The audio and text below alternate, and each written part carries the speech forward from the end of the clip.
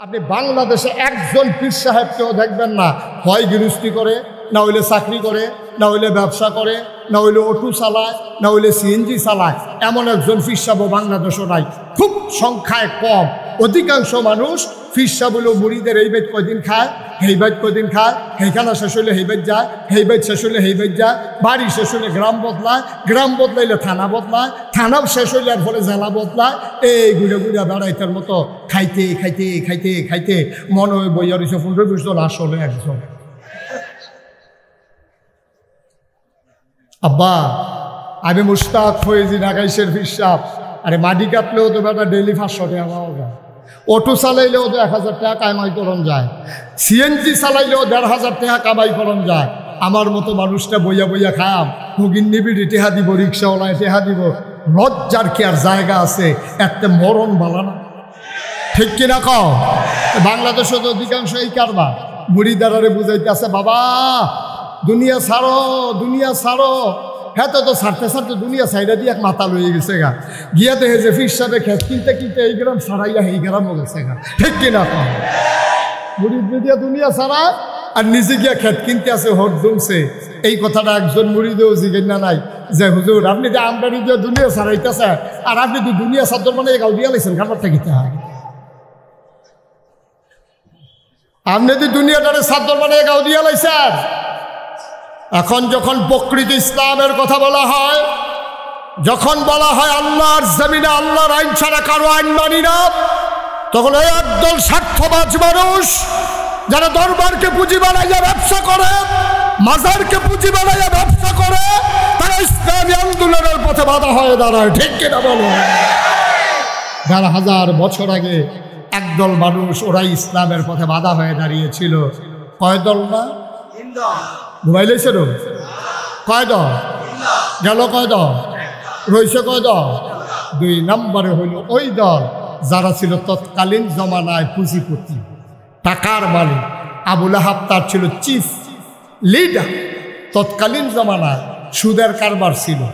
যখন কইছে লা ইলাহা ইল্লাল্লাহ, তেহারা তো এইটা শুনছে আহাল্লাহুল বাইয়া ওয়া হারামা রিবা, যে ব্যবসা হালাল সুদ হারাম। তেহাতে চিন্তা করলো ইসলাম যদি কায়েম হয়ে যায়, আমি যেন বিশ্বাস আমার কি আর ছাড়া দিব? আমি যেন সুদের উপরে সুদ লাগাই, চক্রবৃদ্ধি সুদ লাগাই, এখন সুদের কারবার তো বন্ধ হয়ে যাবো গা।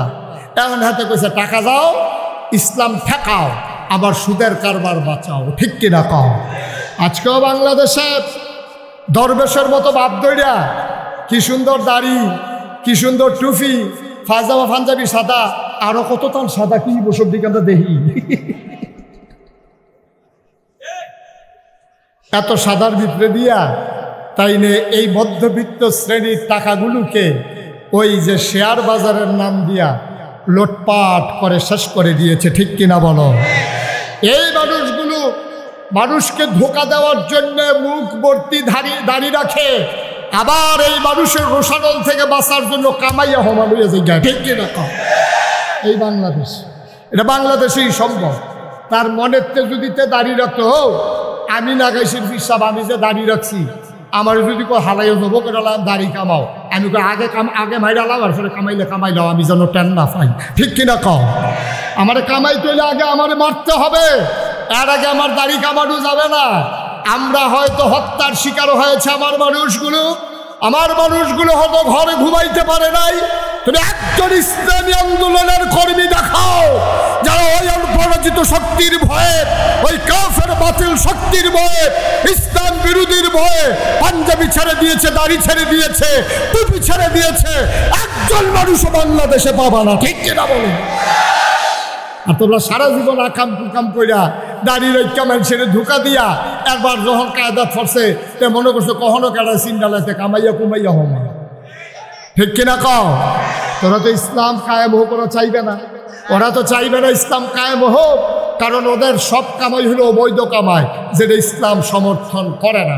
সুতরাং যারা পুঁজিপতি তারা কনসার্ট করবে, 1 বৈশাখের নামে বৈশাখী মেলা দেবে, 16ই ডিসেম্বরের নামে তারা বিজয় দিবস র্যালি উদযাপন করবে, পুরুষ মহিলাকে নাচানাচিতে লাগাই দেবে, 31st নাইটে ওরা রাত জেগে মদ পান করবে, আর আমার যুবক যুবতীদেরকে অবাধ মেলামেশার জন্য সুযোগ করে দেবে।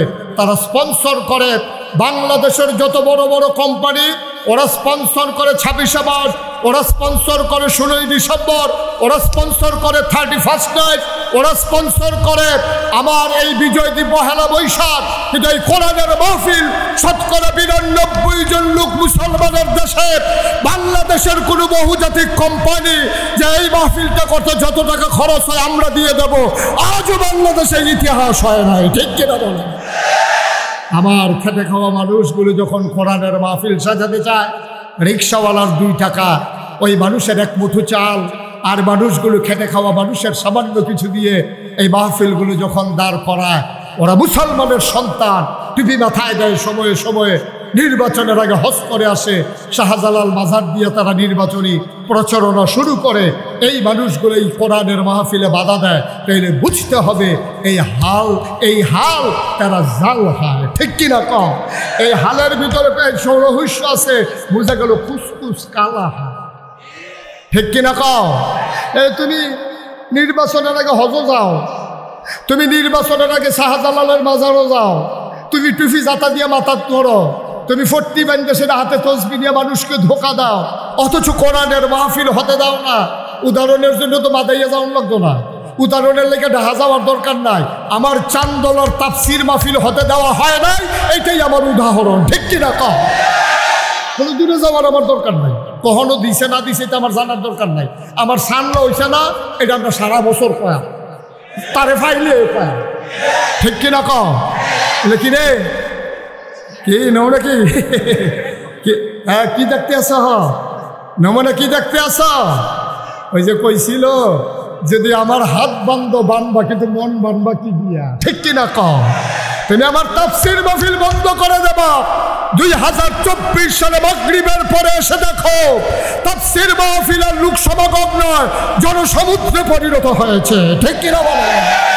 কারণ এই মাহফিলগুলো মানুষের হৃদয়ের কথা বলে, এই মাহফিলগুলো মানুষকে জান্নাতিমুখী করে দিতে চায়, এই মাহফিলগুলো মানুষের ইন্তেকালের পরে তার কবরকে যেহেতু জান্নাত বানিয়ে দিতে চায়। এই মাহফিল আমাদের হৃদয়ের মাহফিল। এ চাওয়া পাওয়ায় পূর্ণতা দিতে গিয়ে আমরা হাত বাড়িয়ে দিয়েছি উজাড় করে, আমরা মুক্ত হস্তে হাত বাড়িয়ে দিয়েছি মাহফিল দ্বারা প্রয়োজনে আমার টাকা যাক। ঠিক কিনা বলেন? সুতরাং এই ধারা শুরু হয়েছে, এই ধারা অব্যাহত থাকবে। এই ধারাকে ভেঙে দেওয়ার জন্যে, এই ধারাকে থামিয়ে দেওয়ার জন্যে যারা এই হাত বাড়িয়ে আসবে, মনে রাখবো সেই হাত গড়িয়ে দেওয়ার জন্যে আমার নতুন প্রজন্মই যথেষ্ট। ঠিক কিনা বলেন?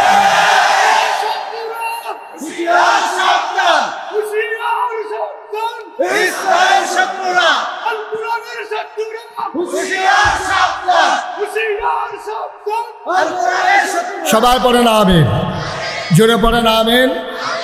কয় দল? কয় দল গেল? কয় দল গেল? 2 দল। এক দল হলো ধর্মীয় নেতা, 2 নম্বরে হলো পুঁজিপতি, যারা কোনো মতে যারা টিকা বানাইছে। কি আর হালাল কি আর আলাপ খায়রা যা পায় তাই খায়। হোগিন্নি বেরির দিকে বিস্কুট আছে, হেই বিস্কুট বাড়িয়াতে খাইয়া বইয়া রইছে। সুইরারা যতক্ষণ ফারো সামনে যা পাস নাউজুবিল্লাহ কইতেন না, তারা তো ইসলাম কায়েম হতে দেবে না। আব্বা নির্বাচনের আগে তে বাতাস আইলে গাছও ধরে রেখে দিতে তার লইয়া যে গিয়া বাতাস, তার বিডার ভিতরে কুত্তা ঘুমায়। তে ফাঁস করণের পরে তে এলাকার তো বাড়ি করছে, কুমিল্লা করছে একটা, ঢাকা করছে একটা। যদি ভাগ্যা জায়গাও লাগে এর লেগেতে মালয়েশিয়া এবং কানাডায় সেকেন্ড হোম। তে দ্বিতীয় বাড়ি হ্যাঁ করে রাখছে যেন ভাগ্যা জেনে গিয়া থাহার একটা মোটামুটি ভাড়া ছাড়া থাহন যায়। এই বুদ্ধি করে হ্যাঁ করছে বাড়া হগিন্নির ফুতের নাম বিয়া খা। আরে হগিন্নির ফুতের নাম বিয়া খা বাড়া, ভাত খাইছ তা তোর বিডাত কুত্তা ঘুমাইছে না রে তোর বিডা। তুই বাতাস এলে বাজার ফেরিস, তোর রেখে হাত দিয়ে তুই চা খাইছ না, ওইটা চায়ের ফেলে 3-এর মতো চাইয়া রইছ। হ্যাঁ তারা ফুট করে আর তোর ঠুটু দুদি লড়ে না খাইয়া, এটি আমরা দেখছি না মনে করছ। তুই নির্বাচনে ফাঁস করে কয়টা বেতন হয়েছ? তোর বাইক বাড়ি হয়, কুমিল্লা বাড়ি হয়, ঢাকায় বাড়ি হয়, সেকেন্ড হোম করো মালয়েশিয়ায়। হ্যাঁ লজ্জায় কি মুখ দেখানোর জায়গা আছে? আমার দেশের সাবেক প্রধান মন্ত্রী কইতে শরম করে, সাবেক প্রধান বেরিয়ে কয় আমার ফিও নেও 400 কোটি টাকার মালিক। শরম দিয়াস, শরম দিয়াস। এবারে এটা চিন্তাই করলো না, আমি যে কইতে আছি ফিওনে 400 কোটি টাকার মালিক, বাংলাদেশের মানুষ কি বেহতার আছে? হ্যাঁ, তারা যদি মনে মনে কয় আপনি জানি কত কোটি টাকার মালিক। ফিওনে 400, আমার ঘরের বসিরা কামলা যদি গাড়ি দিয়া যায় তো আমি তো বিমানে যাওয়ার কথা হিসাবে, তো ফিওনে যদি 400 হয় তাহলে যে মালিক প্রধানমন্ত্রী তে কয় 1000 কোটি টাকার মালিক, ও হনে না বারুইটি আছে। এতক্ষণ তো আমরা ধরতে না পারছিলাম, আমরা কান্দা দিক কেমন করছি? হ্যাঁ স্যারের কান্দা কারবার কি? অর্ধ পৃথিবীর প্রেসিডেন্ট ওমর পাঞ্জাবি করারে কথা কটা কয়না ইসলাম, এটার নাম ইসলাম, এটার নাম ইসলাম। ইসলাম কারে কয় তাকাই দেখো। আমার নেতাদের উপরে তোমরা কম অপবাদ দিছ, তোমরা কইছো তারা নারী ধর্ষণকারী, তোমরা বলেছো তারা লুটতরাজকারী, তারা হিন্দুর সম্পদ দখলকারী।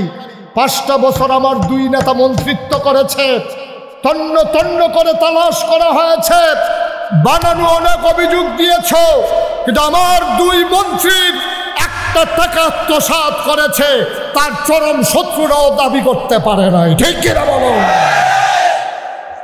এটার নাম ইসলাম। ওমরের পাঞ্জাবি করা কথা দেখানো শেষ না, মাত্র শুরু হয় না, সাফা দিয়া বল।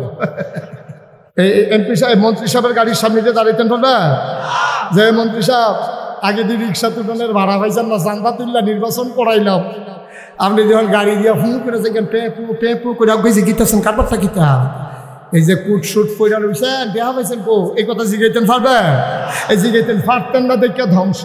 যদি পারতেন তাইলে এই ধ্বংস হইতো না। পুরো পৃথিবীর ইতিহাসে সভ্যতা শুরু হওয়ার পরে রাষ্ট্রীয় অবকাঠামো যেদিন থেকে শুরু হয়েছে, যেদিন থেকে রাষ্ট্রের সূচনা হয়েছে, দেশ কাকে বলে যেদিন থেকে মানুষ জানতে পেরেছে, ওই দিন থেকে আজকে পর্যন্ত পৃথিবীর ইতিহাসে সরকার বদল হয় আন্দোলনের মুখে, মৃত্যুর কারণে অথবা নির্বাচনের কারণে, কিন্তু পৃথিবীতে কোথাও কোনো দেশে একসাথে সরকার বদলের পরে 330 জন মেম্বার অফ পার্লামেন্ট, আমলা কামলা বদুল্লা, র্যাব, গোয়েন্দা পুলিশ, বিজিবি, তারপরে আপনার বড় বড় কর্মকর্তা, ব্যবসায়ী, উপদেষ্টা একসাথে একটা দেশ থেকে সব পালিয়ে গেছে। বাংলাদেশ ছাড়া আর কোথাও হয় নাই। ঠিক কিনা বলো? ওই যে ডাক দইলা জিগেন না নাকি ওই পাঞ্জাবির কথা যদি জিগাইল যে তো তোর ভাগ্য জিগাউনটা কেন? ও জিগেন না নাই, জিগাই তো দিছে না, অহন আর তারা থাকে না। আমি জিজ্ঞেসলাম গেল কে রে? ফলাফানে কয় থাকলে আমি ওই কিতা করা এরকম যেত। প্রসঙ্গ করে যেটা বলতেই হবে, পার্শ্ববর্তী দেশ ভারত আজকে আমাদেরকে রক্ত চোখ দিয়ে তাকায়, আমাদেরকে মস্কারা করে, আমাদেরকে হুমকি দেয়, তাদের খাবার বন্ধ করে দিলে আমরা নাকি মরে যাব। তাদের ফাঁদে তারাই আটকে গেছে। পেঁয়াজ এটা রেখে দেওয়ার জিনিস না। পেঁয়াজ যখন পচা শুরু হয়েছে, এখন কৃষকেরা বিক্ষোভ করতেছে, তোমাদেরকে পিটাবো, আমাদের পেঁয়াজের ন্যায্য দাম দাও। আলুগুলো যখন পচে যাওয়া শুরু করেছে, ওরা বলেছে আমাদের দেশে আলু দেবে না, পেঁয়াজ দেবে না। আর আমরা বলেছিলাম ঠিক আছে, আমরা অন্য দেশ থেকে নিয়ে নেব। ইন্ডিয়া থেকে যখন পেঁয়াজ আর আলু আমদানি বন্ধ করে দেওয়া হলো, এখন পেঁয়াজ পচা শুরু হয়ে গেছে, আলু পচা শুরু হয়ে গেছে। আমি বলি আনারস পাকলে এটা কি 15 দিন রাখার জিনিস? কাঁঠাল পাকলে কি এটা রাইখা দেওয়ার জিনিস? দাঁড়া, তোমরা বাংলাদেশে পাঠাইয়া টাকা দাও, মাগনা দো একটা কাঁঠালও দাও না। তোমরা যেই দিন বলছিলে গরু দেবা না, আমার শিক্ষিত যুবকেরা গরুর ফার্ম করে যখন গরু উৎপাদন শুরু করে দিল, দেখা গেল সমীক্ষায় দেখা গেল গরু কুরবানি দেওয়ার পরে আমার বাংলাদেশে কুরবানির পরেও গরু আরো বেশি হয়েছে। ঠিক কিনা কম? আমরা ইন্ডিয়া থেকে একটা গরু আনা লাগে নাই। এজন্য আমি আজকের এই তাফসীরুল কোরআন মাহফিল থেকে বিনীত অনুরোধ জানাই, যার যতটুকুন পতিত জমিন আছে, বাড়ির ঘাটা আছে, ছোট্ট টুকরা জমিনটা আছে, এখন পেঁয়াজ লাগানোর মৌসুম। আগামীকালকে সকালবেলা কোম্পানিগঞ্জ থেকে পেঁয়াজের চারা এনে তুমি 1 ঘন্টা কাজ করো। তুমি রসুন লাগাও, পেঁয়াজ লাগাও, তুমি মরিচ লাগাও, ধনে পাতা লাগাও, তোমার বাড়ির পাশে ছোট্ট গর্তটা খুঁড়ে সেখানে করে তেলাপিয়া মাছ ফেলে দাও। তেলাপিয়া একবার ফালাইলে কিয়ামতের আগের দিন পর্যন্ত ফালান লাগে না। এটি পরিকল্পনা বুঝে না। এটি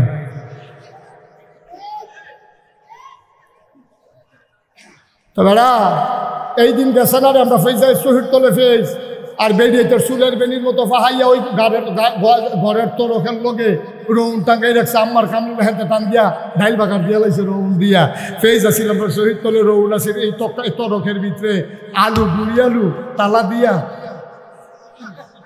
আর দৌড় দিয়া গিয়া গাতাটাতে দুইটা তেলাপিয়া মাছ দইরা ফেস দিয়া ফইলা কাঁচামরিচ ফাইডা দিয়া ধন্যবাদ সিটা দিয়া ঠিক নি রে? তাহলে আমরা যদি নিজেরা ফেস করে লাই তুই বেশি ইচ্ছা তোর কিনন না লাগলে সারে তুই নিজের ফেস নিজে কর, নিজের রসুন নিজে কর, নিজের ধনিয়া পাতা নিজে কর, নিজের কাঁচামরিচ নিজে কর, কিনন না লাগলে সে তুই বাজারও যাচ্ছা তোর তুই লেখা আমার আমি তুই লেখাই তো হইলে দেখবা ইন্ডিয়ার তারা কাটা তারের দাদার কাছে আইয়া আপনারা ডাক দিব দুলাভাই দুগলা ফেস দিয়েন আমরা পাবলিক খায়েঙ্গে শহীদ বলে ঠিক কিনা কও আমরার খাইতে হাতার আমরারে টিটকারি মারে আজকে এই তাফসীর মাহফিলের যতগুলো হাত আছে প্রতিটি মানুষের দুটি করে হাত এইগুলো চায়ের স্টলে আড্ডা মারবে না এইগুলো টেলিভিশনের সামনে বসে থাকবে না আমার যুবকেরা ব্রিজের উপরে বসে বসে মোবাইল চালাবে না আগামীকাল সকাল থেকে আমরা উৎপাদনের বাংলাদেশ আমরা নিজের জমিতে নিজেরা পেঁয়াজ লাগাবো রসুন লাগাবো কাঁচামরিচ করব ধনেপাতা করব ইন্ডিয়ান টিটকারির কাছে আমরা মাথা নত করব না আমরা সংখ্যায় কম হতে পারি 56,000 বর্গ মাইল আর রূপসা থেকে তেতুলিয়া রূপসা থেকে পাথুরিয়া টেকনাফ থেকে তেতুলিয়া 18 কোটি মানুষের যদি 37 কোটি হাত আজকে থেকে আবার বলিষ্ঠতার সাথে কাজ শুরু করে দেয় মনে রাখবো 1-2 বছরের ব্যবধানে আমার বাংলাদেশের প্রায় পেঁয়াজ বাংলাদেশের আলু ওই আমের মতো ওই মাছের মতো ইলিশের মতো আমার পেঁয়াজ আমার আলু আমার রসুন বাইরের দেশে রপ্তানি হবে ইনশাআল্লাহ সিদ্ধান্ত নিয়ে ঝাঁপিয়ে পড়ো দেশ প্রেম নিয়ে ঝাঁপিয়ে পড়ো আসো এগিয়ে আসি গর্জে উঠি নিজের ভবিষ্যৎ নিজেরা বিনির্মাণ করি ভিক্ষা করার চাইতে স্বাবলম্বী হও বসে বসে খাওয়ার চাইতে পরিশ্রম করে খাও তাহলে আমার দেশ প্রকৃত অর্থে সোনার বাংলা হবে ঠিক কিনা বলো আমার সোনার বাংলা আমি তোমায় ভালোবাসি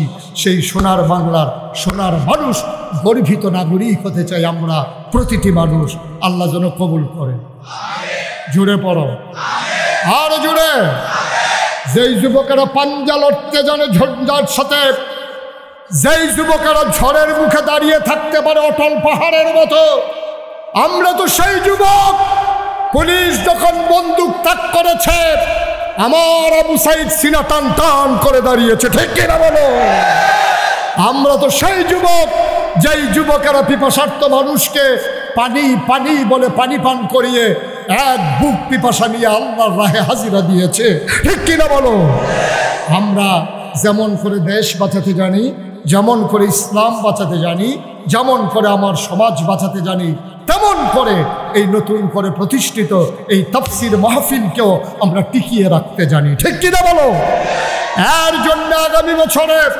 প্রয়োজনের ডাবল প্যান্ডেল হবে আমরা সবাই মিলে একজন করে লোক নিয়ে আসবো আমাদের যদি টাকাগুলোর গায়ে ছুরি লাগাইতে হয় আমরা প্রয়োজনে টাকা দেব নিজেরা পরিশ্রম করব স্বেচ্ছায় শ্রম দেব এই কোরআনের মাহফিলগুলোকে আমাদের টিকিয়ে রাখতেই হবে ঠিক কিনা বলো আজকে আবার এই মানুষগুলো প্রমাণ দেবে কেমন করে তারা তাফসীর মাহফিলকে ভালোবাসে আমার ছেলেরা তোমাদের কাছে রুমাল নিয়ে আসবে একটা লোক খালি যাওয়া যাবে না প্রয়োজনে 2 টাকা দেবে একবারে ছোট্ট বাচ্চাটা যে বুট বাদাম খাওয়ার জন্য টাকা আনছে সেখান থেকে সে 2 টাকা দেবে ইনশাআল্লাহ একজনও আমরা খালি যাব না রাজি আছেন সবাই আমার ছেলেরা আসতেছে সবাই বিসমিল্লাহ বলে পকেটে হাত দেন না দেওয়াটাই তো স্বাভাবিক কারণ তারা তো ইসলামের অনুসারী যে ইসলামের ধারক বাহক ছিলেন নবীজির পরে আবু বকর সিদ্দিকের পরে যিনি হাল ধরেছিলেন ওমর বিন খাত্তাব ঠিক কিনা বলো বন্ধুরা আমার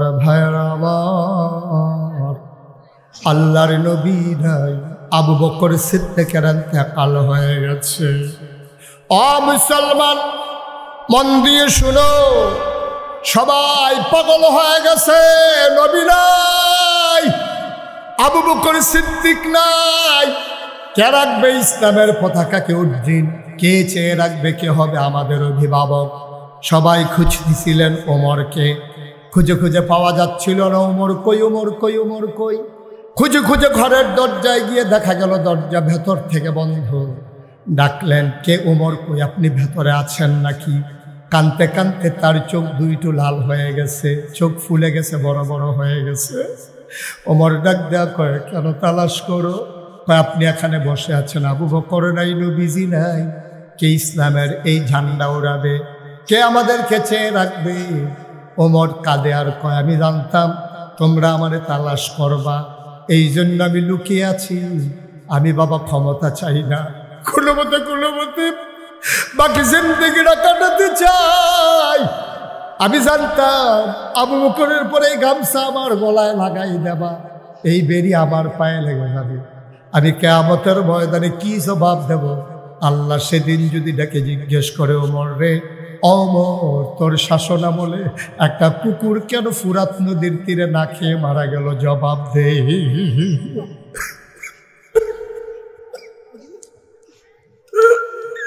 ফুরাত নদীর তীরে কুকুর কেন না খেয়ে মারা গেল, জবাব দে। আমি ওমর সেই দিন কি জবাব দেব? এই ভয় আমার ঘর থেকে বের হতে দেয় না। সবাই ধরে ধরে ওমরকে খলিফা বানিয়ে দিলেন। মজার ঘটনা শোনো, বখরু চোখ কোনো ইতিহাস নয়, বানানো কোনো গল্প নয়, বাস্তব ঘটনা শুনে যাও। ওমরকে খলিফা বানাই দেওয়া হলো। সরকারি তহবিলে অনেকগুলো কাপড় জমা হয়ে গেল। ওমর ঘোষণা দিলেন, প্রাপ্তবয়স্ক সবাইকে কাপড় দেওয়া হবে, সবাই আসো। মসজিদে নববীর সামনে সবাই লাইন ধরে দাঁড়িয়ে গেল। ওমর সবাইকে সীমিত পরিমাণে সমহারে এক টুকরা করে কাপড় দিচ্ছেন। ওমরও সবার শেষে এক টুকরা নিলেন। ওমরের ছেলে আব্দুল্লাহ ইবনে ওমরও পেলেন এক টুকরা। সবাই পাঞ্জাবির কাপড় নিয়ে বাড়িতে গেলেন। পাঞ্জাবি বানানো হয়ে গেল। পরের শুক্রবার জুমার আযান পড়ে গেছে।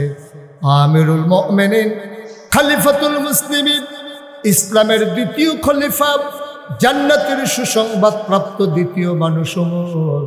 ওমর খুতবা দেবেন। সবাই তাহিয়াতুল ওযু দুখুলুল মসজিদ ক্বাবলাল জুমা পড়ে বসে আছে। সূর্য হারিয়ে হেলে পড়েছে পশ্চিম আকাশে। সবাই পেরেশান, ওমর এখনো আসে না, নামাজ পড়ব কখন? এবার একজন মুরব্বীরা বলল, যাও ও যুবক, তুমি দৌড়ে যাও, দেখো কোনো বিপদ আপদ নাকি। যুবক দৌড়ে দৌড়ে ওমরের বাড়ির সামনে গেল। দূর থেকে তাকায়া দেখে বাড়ির সামনে মরুভূমির মাঝে দুপুর বেলা প্রচণ্ড রোদ, একটা মানুষ পিঠ উদম করে বসে আছে। সূর্যের আলোতে পিঠটা পুড়ে গেছে, সামনে কি যেন বিছিয়ে রেখেছে। যুবক গিয়ে সালাম দিলেন, আসসালাতু আসসালামু আলাইকা ইয়া আমিরাল মুমিনিন ইয়া খলিফাতাল মুসলিমিন। হে ওমর, আপনাকে সালাম। এখনো কেন যান না? নামাজের সময় হয়ে গেছে। এখনো কেন যান না?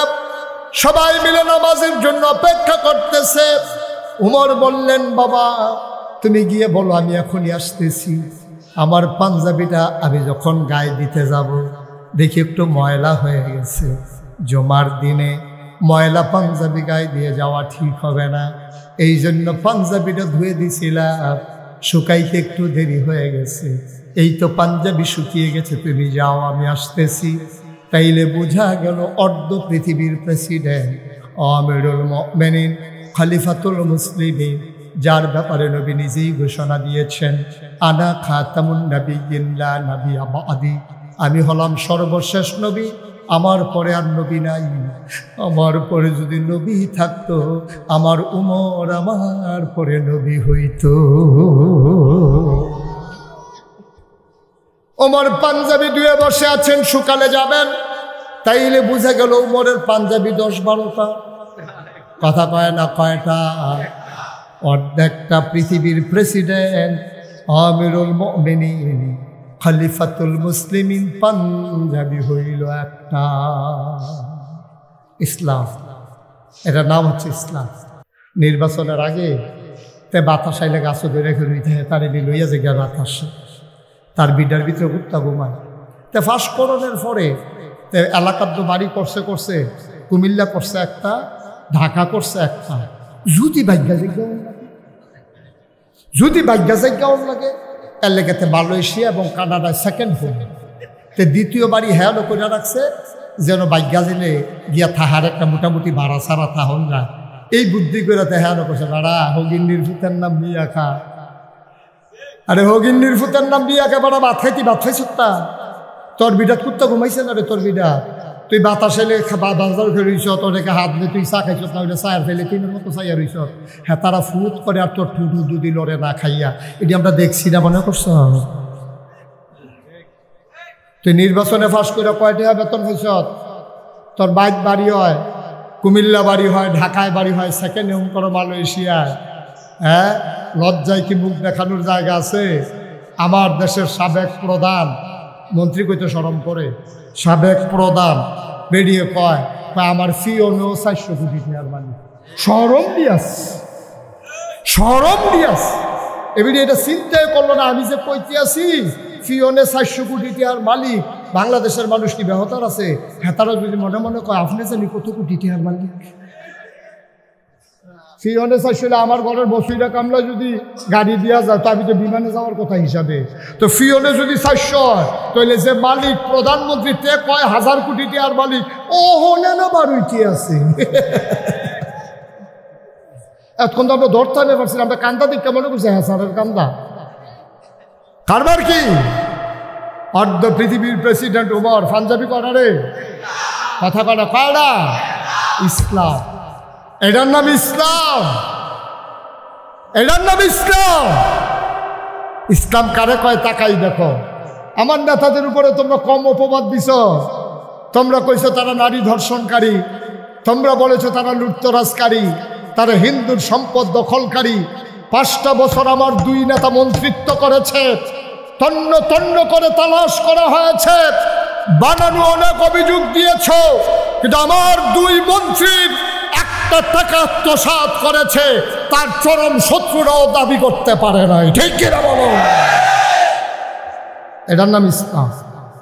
ওমরের পাঞ্জাবি করা কথা তো এখনো শেষ না, মাত্র শুরু হয় না, সাফা দিয়া বল মার হাবা কয় না রে, জুড়ে কয় না মার হাবা। মুসলমান আবার পাঞ্জাবি উমর গায়ে দিয়া মসজিদের বারান্দায় দাঁড়ালেন, আসসালামু আলাইকুম। রাস্তা খালি হয়ে গেল, উমর আস্তে আস্তে করে মেহরাবের দিকে গেলেন, বিসমিল্লাহ বলে তিনি মিম্বারে উঠলেন, তিনি সালাম দিলেন সবাইকে, আসসালামু আলাইকুম, আউযু বিল্লাহি মিনাশ শাইতানির রাজিম, বিসমিল্লাহির রহমানির রহিম। তিনি খুতবা দেবেন, এমন সময় একটা যুবক পেছনে দাঁড়াইছে, টান দিয়া খাপের ভেতর থেকে তরবারি বের করে উঁচু করে ধরেছে। ওমর তাকিয়ে আছে, যুবক ডাক দেয়া কয়, ওমর, ইয়া আমিরাল মুমিনিন, ইয়া খলিফাতাল মুসলিমিন, আপনি খুতবা দেবেন না, আপনি খুতবা দেওয়া বন্ধ করেন, আগে একটা প্রশ্নের জবাব দেন। কত কিছুদিন আগে সমহারে সম পরিমাণে সবাই এক টুকরা করে কাপড় নিলাম, সবাই পাঞ্জাবি বানালাম নতুন, কারো পাঞ্জাবি হাঁটুর নিচে নামে নাই, কারো পাঞ্জাবির কাপড় হাঁটুর নিচে নামে নাই। আপনার পাঞ্জাবি দেখি নেসফে সাক হয়ে গেছে, হাঁটু থেকে 1 বিঘত ফেলে গেছে। অবশ্যই আপনি কাপড় চুরি করেছেন অথবা ক্ষমতা দেখাইয়া কাপড় বেশি নিছেন, কোনটা করেছেন জবাব দেন। যতক্ষণ জবাব না দেবেন ততক্ষণ পর্যন্ত মদিনার মুসলমান আপনার খুতবা শুনবে না। পারবেন এমপি সাহেবের গাড়ির সামনে খেলতেন, পারবে না কথা কেন? পারলেও কইবেন, না পারলে না কইবেন, ধুম ধরে রিসিভ দিতে। এই এমপি সাহেব মন্ত্রী সাহেবের গাড়ির সামনে দিয়ে দাঁড়াইতেন, পারবে যে মন্ত্রী সাহেব আগে দিয়ে রিক্সা তুলনের ভাড়া পাইছেন না, চান্দা তুললা নির্বাচন করাইলাম, আপনি যখন গাড়ি দিয়ে ফোন করেছে টেপু করে গেছে গীতাছেন কারবারটা গীতা, এই যে কুট শুট পয়রা রয়েছেন দেহা পাইছেন কো, এই কথা জিগাইতেন পারবে? এই জিগাইতেন পারতেন না দেখে ধ্বংস, যদি পারতেন তাইলে এই ধ্বংস হইতো না। পুরো পৃথিবীর ইতিহাসে সভ্যতা শুরু হওয়ার পরে রাষ্ট্রীয় অবকাঠামো যেদিন থেকে শুরু হয়েছে যেদিন থেকে রাষ্ট্রের সূচনা হয়েছে, দেশ কাকে বলে যেদিন থেকে মানুষ জানতে পেরেছে, ওই দিন থেকে আজকে পর্যন্ত পৃথিবীর ইতিহাসে সরকার বদল হয় আন্দোলনের মুখে, মৃত্যুর কারণে অথবা নির্বাচনের কারণে, কিন্তু পৃথিবীতে কোথাও কোনো দেশে একসাথে সরকার বদলের পরে 330 জন মেম্বার অফ পার্লামেন্ট, আমলা কামলা বদুল্লা, র্যাব, গোয়েন্দা পুলিশ, বিজিবি, তারপরে আপনার বড় বড় কর্মকর্তা, ব্যবসায়ী, উপদেষ্টা একসাথে একটা দেশ থেকে সব পালিয়ে গেছে। বাংলাদেশ ছাড়া আর কোথাও হয় নাই, ঠিক কিনা বলো? ওই যে ডাক দই না জিগেন না নাকি ওই পাঞ্জাবির কথা যদি জিগাইল তো তোর ভাগ্যে জিগাউনটা কেন? ও জিগাইন না নাই, জিগাই তো দিছে না, অহনার তারা থাকে না। আমি জিজ্ঞেসলাম গেল কে রে, ফলাফাইনে কয় থাকলে আমি ওই কিতাব না এরকম যেত ফাইলে বিলে কিতাব পড়ল। নাউজুবিল্লাহ কন্যা কেন জোরে কন নাউজুবিল্লাহ। এখন উমর দাঁড়িয়ে আছে আর যুবক তরবারি খুলে, কথা মনে আছে তো নাকি? যুবক তরবারি খুলে দাঁড়িয়ে আছেন। জবাব দেন পাঞ্জাবি কেন লম্বা? আগে জবাব হবে তারপরে খুতবা হবে। ওমর চুপ মেরে দাঁড়িয়ে আছেন। ওমরের ছেলের নাম আব্দুল্লাহ ইবনে ওমর, তিনিও সেদিন সেই মসজিদে ছিলেন মুসল্লি হিসাবে। আব্দুল্লাহ ইবনে ওমর দাঁড়ালেন, চোখের পানি ছেড়ে দিলেন, ডাক দিয়ে কয়, ও দেশবাসী, ও মদিনার মুসলমান, জবাব কি আব্বা দেওয়া লাগবে নাকি আমি দিলেও চলবে? কয় আমাদের জবাব দরকার, কে দিল দরকার নাই। সুবহানাল্লাহ, সুবহানাল্লাহ। আব্দুল্লাহ ইবনে ওমর চোখের পানি ছেড়ে দিলেন, ডাক দিয়া কয়, শুনো শুনো শুনো, ও মদিনার মুসলমান শুনো, আমার আব্বা চোর না, আমার আব্বা কাপড় চুরি করে নাই, আমার আব্বা ক্ষমতা দেখাইয়া এক টুকরা কাপড়ও বেশি নেয় নাই। এত কথার দরকার নাই, পাঞ্জাবি লম্বা হলো কেমনে বলে দাও, আমাদের কোনো ব্যাখ্যা শুনতে চাই না, পাঞ্জাবি কেমনে লম্বা এটার জবাব দাও। আবার মদিনার মুসলমান চুপ মেরে আছেন। আব্দুল্লাহ ইবনে ওমর ডাক দেয়া কয়, ভাই শুনো, আমি আব্বার বড় ছেলে, আমার নাম আব্দুল্লাহ। ভাই, আমার আরো ভাই আছে, বোন আছে। গত কয়েকদিন আগে রাতের বেলা আমার ভাইয়েরা আম্মাকে ধরেছে। আম্মা আম্মা আম্মা, অনেক দিন হয় ফিন্নি খাই না, আম্মা গো দয়া করে আব্বাকে বলে একটু ফিন্নির ব্যবস্থা করো। বলে যে ঠিক আছে বাবা, তোমার বাবা আসলেই বলবো। ছেলেরা কাঁদতে কাঁদতে ঘুমিয়ে গেছে। ওমর যখন ঘরে গেলেন রাষ্ট্রীয় কাজ শেষ করে, একটা কমাও।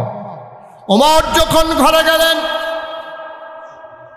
রাষ্ট্রীয় কাজ শেষ করে, ওমর ঘরে যাওয়ার পরে ওমরের বিবি ডাক দেয়া কয়, স্বামী আমার, বাচ্চারা ফিন্নি খেতে চায়, দয়া করে আপনি একটু বরাদ্দ দেন যেন ফিন্নি খেতে পারে। কয় বাচ্চারা কই? কয় কাঁদতে কাঁদতে ঘুমিয়ে পড়েছে। ওমর বললেন, বাচ্চাদেরকে ডেকে উঠাও। বাচ্চাদেরকে উঠানো হলো, আনন্দে তারা উদ্বেলিত। ওরা মনে করেছে নিশ্চয়ই এখন ফিন্নির ব্যবস্থা হয়ে গেছে।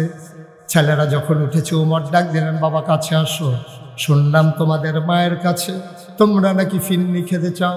কই জি বাবা, অনেক দিন হয় ফিন্নি খাওয়া হয় না। ওমর চোখের পানি ছেড়ে দিয়ে কয়, তোমাদের জন্য ফিন্নির ব্যবস্থা হয়ে যাবে, টেনশনের দরকার নাই। বাচ্চারা কয়, বাবা ও বাবা, কবে ফিন্নি হবে?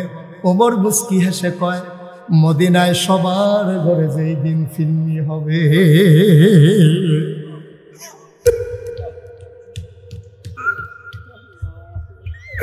আমার আব্বার সেই আব্বা,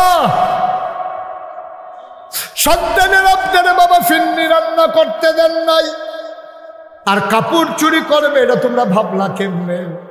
আমার আব্বা কাপড় চুর না, আমার আব্বা কাপড় চুরি করে নাই। এবার ওমরের ছেলে যখন এভাবে সাফাই গাইতেছে, লোকজন বলতেছে, বলে দাও কেন কেন তোমার আব্বার পাঞ্জাবি লম্বা হইল কেমনে? এবার ওমরের ছেলে আব্দুল্লাহ ইবনে ওমর কয়, ভাই তোমরা সবাই এক টুকরা করে কাপড় পেয়েছো, আমার বাবা পেয়েছে এক টুকরা, আমি পেয়েছি এক টুকরা, বাবরাটা 2 টুকরা পেয়েছি। বাড়িতে গিয়া দেখলাম আমার পাঞ্জাবিটা এখনো নতুন আছে, আগেরটা এখনো ছিঁড়ে যায় নাই। এখনো পুরানো হয় নাই। আমি আব্বাকে বললাম, আব্বা ও আব্বা, এবার মনে হয় শীত পড়বে বেশি, দেশের নমুনা ভালো না, আপনি বয়স্ক মানুষ, আমার আগের পাঞ্জাবিটা এখনো ভালো আছে, আমার টুকরা কাপড়টা আপনারে দিয়ে দিলাম, আপনি 2 টুকরা কাপড় জোড়া লাগাইয়া একটা লম্বা করে পাঞ্জাবি বানার আরাম পাবেন।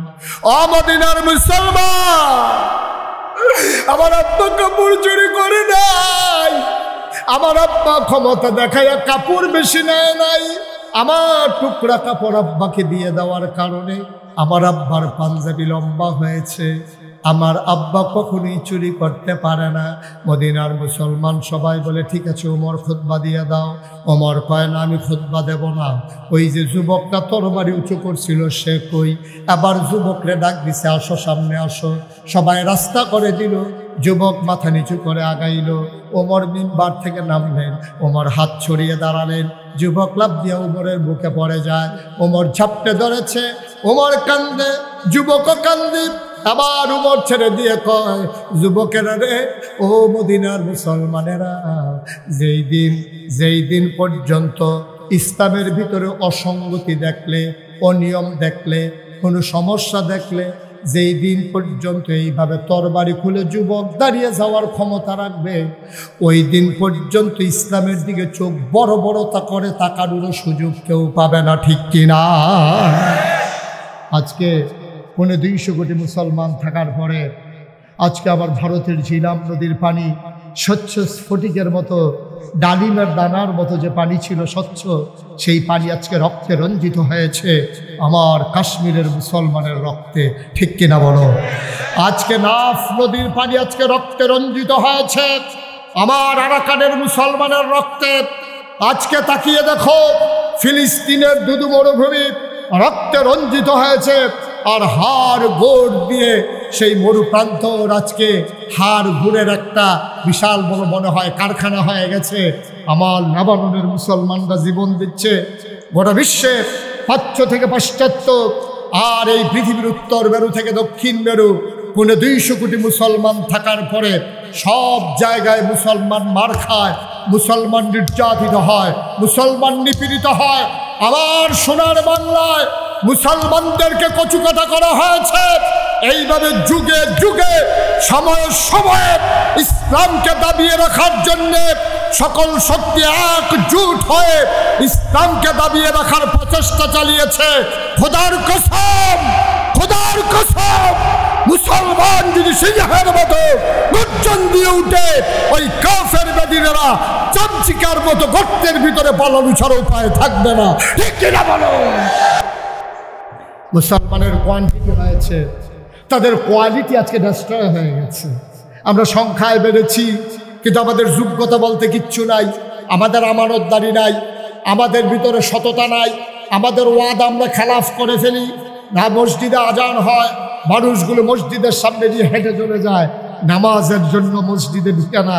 এইভাবে চলতে থাকলে সংখ্যায় বাড়ানো যাবে মুসলমান, মনে রাখবা, সংখ্যায় বাড়ানো আর মুসলমান ঐতিহ্য নিয়ে টিকে থাকা এক কথা নয়। আমরা বলেছি, বাঁচার মতো বাঁচলে সিংহের মতো একদিন বাঁচবো, শিয়ালের মতো 500 বছর বাঁচার কোনোই সার্থকতা নাই, ঠিক কিনা বলো? আজকে পার্শ্ববর্তী দেশ ভারত, প্রসঙ্গ করে যেটা বলতেই হবে, পার্শ্ববর্তী দেশ ভারত আজকে আমাদেরকে রক্ত চোখ দিয়ে তাকায়, আমাদেরকে মস্কারা করে, আমাদেরকে হুমকি দেয়। তাদের খাবার বন্ধ করে দিলে আমরা নাকি মরে যাব, তাদের ফাঁদে তারাই আটকে গেছে। পেঁয়াজ এটা রেখে দেওয়ার জিনিস না, পেঁয়াজ যখন পচা শুরু হয়েছে, এখন কৃষকেরা বিক্ষোভ করতেছে, তোমাদেরকে পিটাবো, আমাদের পেঁয়াজের ন্যায্য দাম দাও। আলুগুলো যখন পচে যাওয়া শুরু করেছে, ওরা বলেছে আমাদের দেশে আলু দেবে না, পেঁয়াজ দেবে না। আর আমরা বলেছিলাম ঠিক আছে, আমরা অন্য দেশ থেকে নিয়ে নেব। ইন্ডিয়া থেকে যখন পেঁয়াজ আর আলু আমদানি বন্ধ করে দেওয়া হলো, এখন পেঁয়াজ পচা শুরু হয়ে গেছে, আলু পচা শুরু হয়ে গেছে। আমি বলি, আনারস পাকলে এটা কি 15 দিন রাখার জিনিস? কাঁঠাল পাকলে কি এটা রাইখা দেওয়ার জিনিস? দাঁড়া, তোমরা বাংলাদেশে পাঠাইয়া টাকা দাও, মাগনা দো, একটা কাঁঠালও দাও না। তোমরা যেই দিন বলছিলে গরু দেবা না, আমার শিক্ষিত যুবকেরা গরুর ফার্ম করে যখন গরু উৎপাদন শুরু করে দিল, দেখা গেল সমীক্ষায় দেখা গেল গরু কুরবানি দেওয়ার পরে আমার বাংলাদেশে কুরবানির পরেও গরু আরো বেশি হয়েছে, ঠিক কিনা কম? আমরা ইন্ডিয়া থেকে একটা গরু আনা লাগে নাই। এজন্য আমি আজকের এই তাফসীরুল কোরআন মাহফিল থেকে বিনীত অনুরোধ জানাই, যার যতটুকুন পতিত জমিন আছে, বাড়ির ঘাটা আছে, ছোট্ট টুকরা জমিনটা আছে, এখন পেঁয়াজ লাগানোর মৌসুম। আগামীকালকে সকালবেলা কোম্পানিগঞ্জ থেকে পেঁয়াজের চারা এনে তুমি 1 ঘন্টা কাজ করো। তুমি রসুন লাগাও, পেঁয়াজ লাগাও, তুমি মরিচ লাগাও, ধনেপাতা লাগাও, তোমার বাড়ির পাশে ছোট্ট গর্তটা খুঁড়ে সেখানে করে তেলাপিয়া মাছ ফেলে দাও।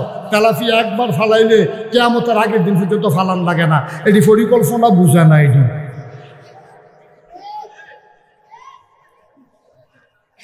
তো বেড়া এই দিন গেছে না রে, আমরা ফেজ শহীদ তোলে ফেজ আর বেরিয়ে তোর চুলের বেনির মতো ফাহাইয়া ওই ঘরের তরফের লোকে রৌন টাঙ্গাই রাখছে। আমার কামড় হাতে টান দিয়া ডাইল বাগান দিয়া লাগছে রৌন দিয়া। ফেজ আসছিল আমরা শহীদ তোলে রৌন আছে এই তরফের ভিতরে আলু গুড়ি আলু তালা দিয়া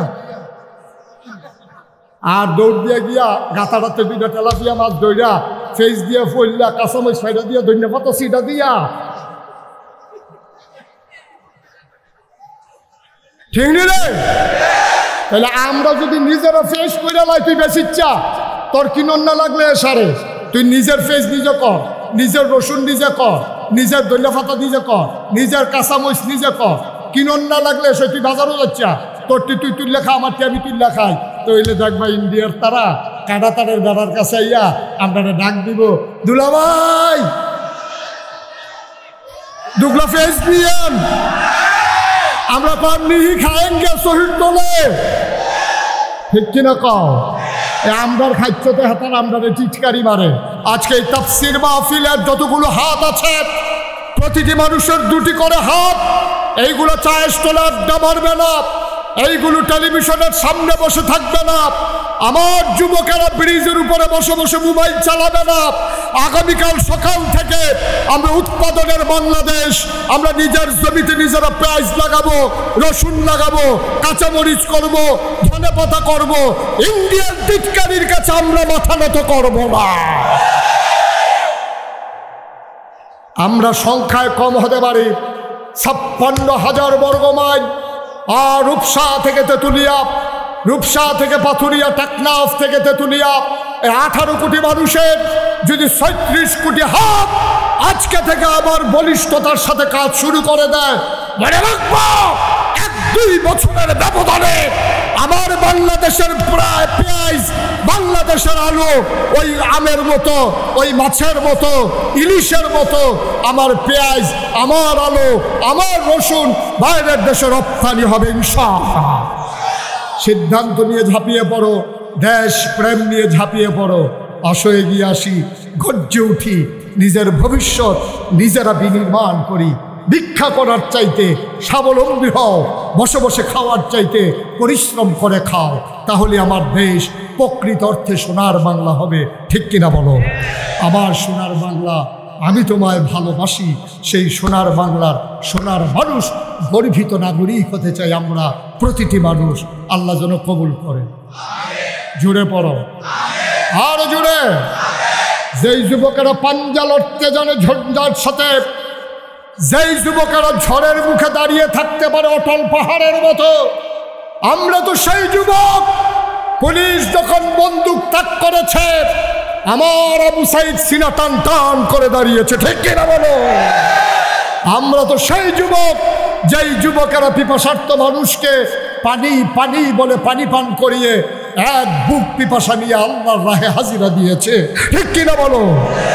আমরা যেমন করে দেশ বাঁচাতে জানি, যেমন করে ইসলাম বাঁচাতে জানি, যেমন করে আমার সমাজ বাঁচাতে জানি, তেমন করে এই নতুন করে প্রতিষ্ঠিত এই তাফসীর মাহফিলকেও আমরা টিকিয়ে রাখতে জানি, ঠিক কিনা বলো? এর জন্য আগামী বছরে প্রয়োজনে ডাবল প্যান্ডেল হবে। আমরা সবাই মিলে একজন করে লোক নিয়ে আসবো। আমাদের যদি টাকাগুলোর গায়ে ছুরি লাগাইতে হয়, আমরা প্রয়োজনে টাকা দেব, নিজেরা পরিশ্রম করব, স্বেচ্ছায় শ্রম দেব। এই কোরআনের মাহফিলগুলোকে আমাদের টিকিয়ে রাখতেই হবে, ঠিক কিনা বলো? আজকে আবার এই মানুষগুলো প্রমাণ দেবে কেমন করে তারা তাফসীর মাহফিলকে ভালোবাসে। আমার ছেলেরা তোমাদের কাছে রুমাল নিয়ে আসবে, একটা লোক খালি যাওয়া যাবে না, প্রয়োজনে 2 টাকা দেবে। একবারে ছোট্ট বাচ্চাটা যে বুট বাদাম খাওয়ার জন্য টাকা আনছে সেখান থেকে সে 2 টাকা দেবে ইনশাআল্লাহ। একজনও আমরা খালি যাব না। রাজি আছেন সবাই? আমার ছেলেরা আসতেছে, সবাই বিসমিল্লাহ বলে পকেটে হাত দেন। সবাই বিসমিল্লাহ বলে পকেটে হাত দেন। তোমরা ভিতরে ঢুকো। একটা লোকের সামনে থেকে যেন ব্যাগটা খালি না যায়, এটা আমার আবদার। আমি মুশতাক ফয়জি আপনাদের কাছে আবদার করেছি, একটা হাতও যেন খালি হাত না যায় ব্যাগের সাথে। বিসমিল্লাহ বলে ঢুকো ভিতরে। বিসমিল্লাহ বলে, যেখানে আমাদের ভলান্টিয়াররা আছেন, অন্যান্য লোক দাঁড়ানোর দরকার নাই, সুন্দর করে সবাই বিসমিল্লাহ বলে পকেটে হাত দেন। বিসমিল্লাহ বলে সবাই পকেটে হাত দেন। স্টেজে যারা আছেন প্রয়োজনে 2 টাকা দেবেন, কিন্তু খালি যাওয়া যাবে না। একটা লোকও খালি যাওয়া দেখতে চাই না আমি। প্রয়োজনে 2 টাকা দেবেন। আমি বলেছি বেশি টাকা লাগবে না, আপনি 2টা টাকা দেন। আপনি মরে যাবেন না, আপনি গরিব হবেন না, আপনি 2টা টাকা দেন। আপনি মরে ইনশাআল্লাহ আপনি হবেন গর্বিত সৈনিক। এই তাফসীর মাহফিল বিনির্মাণে আপনি হবেন গর্বিত সৈনিক। কিয়ামতের ময়দানে মাওলার দরবারে সাক্ষী দিতে পারবেন, মাওলা ও রব্বে কারীম, বেশি পারি নাই, 2 টাকা দিয়ে শরীক হয়েছিলাম। একজন লোক আমরা খালি যাব না।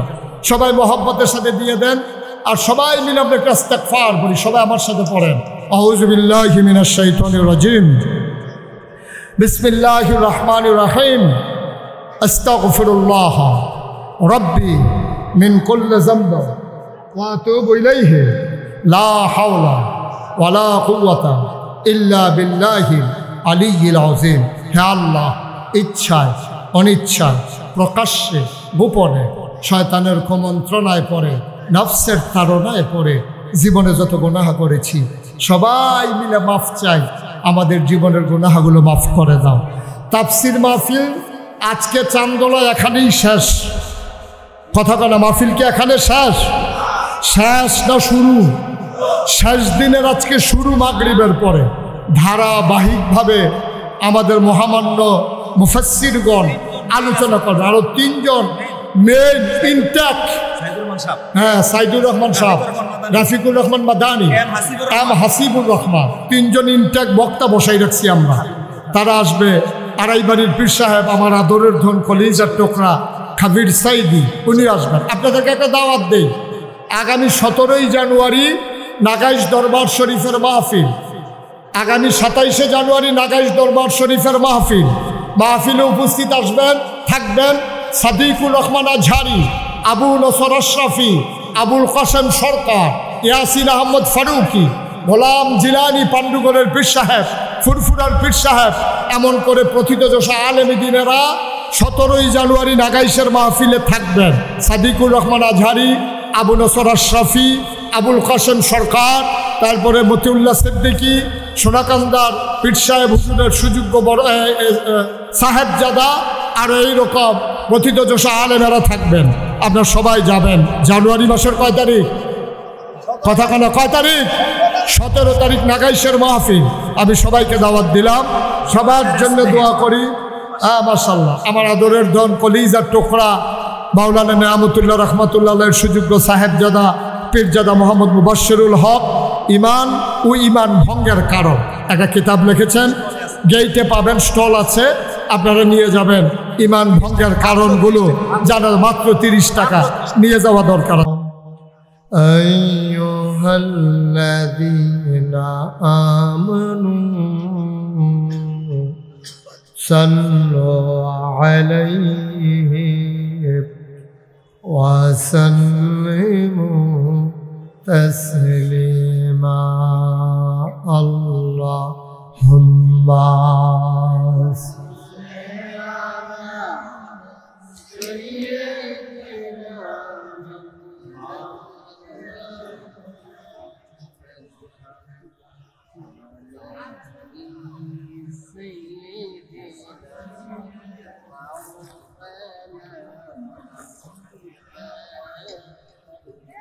জোরে সুরে মহাব্বতের সাথে গলা ছেড়ে দিয়ে পড়ুন আল্লাহুম্মা।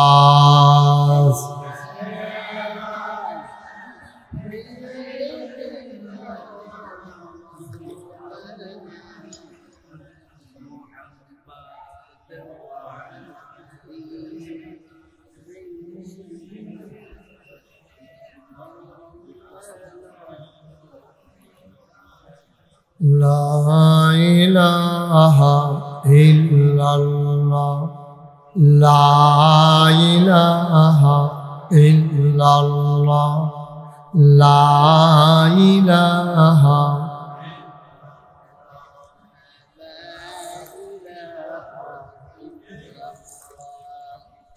লা ইলাহা লা ইলাহা লা ইলাহা ইল্লাল্লাহ মুহাম্মাদুর রাসূলুল্লাহ সাল্লাল্লাহু আলাইহি ওয়াসাল্লাম আল্লাহুম্মা সাল্লি ওয়া সাল্লিম ওয়া বারিক আলাইহি। সবাই পড়ি আলহামদুলিল্লাহ। সবাই পড়ছেন? জোরে পড়েন আর জোরে। আল্লাহ তাবারক ওয়া তাআলার দরবারে আমরা লাখ কোটি শুকরিয়া জ্ঞাপন করছি, যিনি আমাদেরকে ঐতিহ্যবাহী ঐতিহ্যধন্য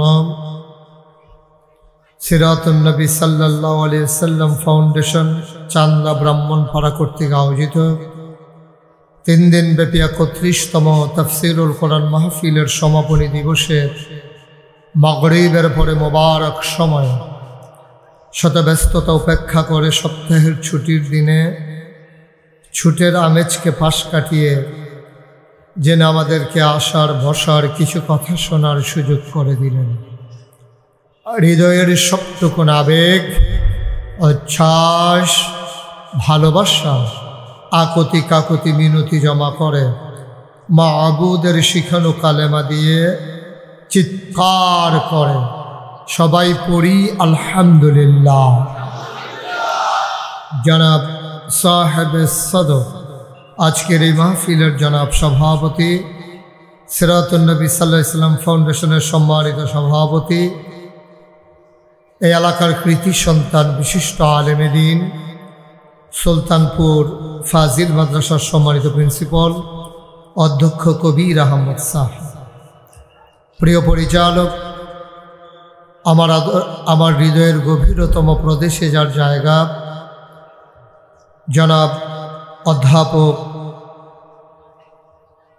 মোহাম্মদ আমিরুল ইসলাম সাহেব, উপস্থিত এই এলাকার বিভিন্ন মসজিদের ইমাম সাহেবান, সিরাতুন নবী সাল্লাল্লাহু আলাইহি ওয়াসাল্লাম ফাউন্ডেশনের বিভিন্ন পর্যায়ের নেতৃবৃন্দ, উপস্থিত মুরব্বিয়ানে আজম, কলিজার টুকরা যুবকেরা, পর্দার আড়ালের মা ও বোনেরা, সবার প্রতি আমার আবারও আন্তরিক সশ্রদ্ধ সালাম। আসসালামু আলাইকুম ওয়া রাহমাতুল্লাহি ওয়া বারাকাতুহু। আসরের পর থেকে, জুমার পর থেকেই ধারাবাহিকভাবে আপনারা গুরুত্বপূর্ণ আলোচনা শুনেছেন। লম্বা সময় একাধারে গ্রহণ করার সুযোগ হবে না বিধায় আমরা ভূমিকাতে একটা কথাও বাড়াতে চাই না। এজন্যে আমি বিনয়ের সাথে অনুরোধ করব, যারা আমার বরাবর সামনে দাঁড়িয়ে আছেন, একজন লোকও দাঁড়িয়ে থাকা যাবে, অতি দ্রুততার সাথে বসতে হবে। তাড়াতাড়ি করেন, তাড়াতাড়ি বসেন। স্বেচ্ছাসেবক লাগবে কেন? এই মানুষ কি দূরের মানুষ নাকি? আমাদের এলাকারই তো মানুষ। তো স্বেচ্ছাসেবক কি আমরা বিদেশ থেকে আনছি? বৌন্যাও আমরা, বৌন্যাও আমরা। নিজেরা নিজেরা বসে গেলেই তো হয়। মানে একজনের ধরবো, এবার কোনো ধরলি গিরে, এতেই তো ঝগড়ার দরকার কি? যার যে নিজ দায়িত্বে বসা যান, জায়গা না থাকলে এরপরে আমিই বলবো যে কিছু লোক দাঁড়াই থাকে। এরপরেও কিছু লোক দাঁড়াই থাকাও দরকার আছে, সবাই বসেন না।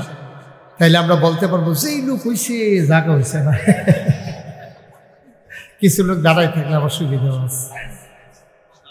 আমরা যেহেতু সময় একেবারেই ফ্রেমে আবদ্ধ।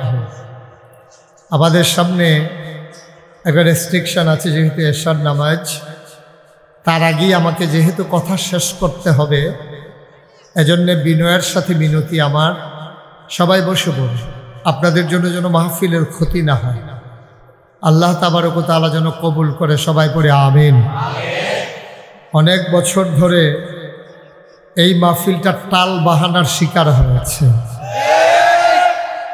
আমাদের অনেক পিপাসা, কিন্তু আমার পিপাসা নিয়ে সামনে এক সমুদ্র পানি নিয়ে অপেক্ষা করছিলাম। মাঝে রাজনৈতিক নেতা, আইন শৃঙ্খলা রক্ষাকারী বাহিনী, ওরা পিপাসার্ত মানুষের সামনে এক সমুদ্র পানি থাকার পরেও ওরা আমাদের মাঝে বাধা হয়ে দাঁড়িয়েছিল।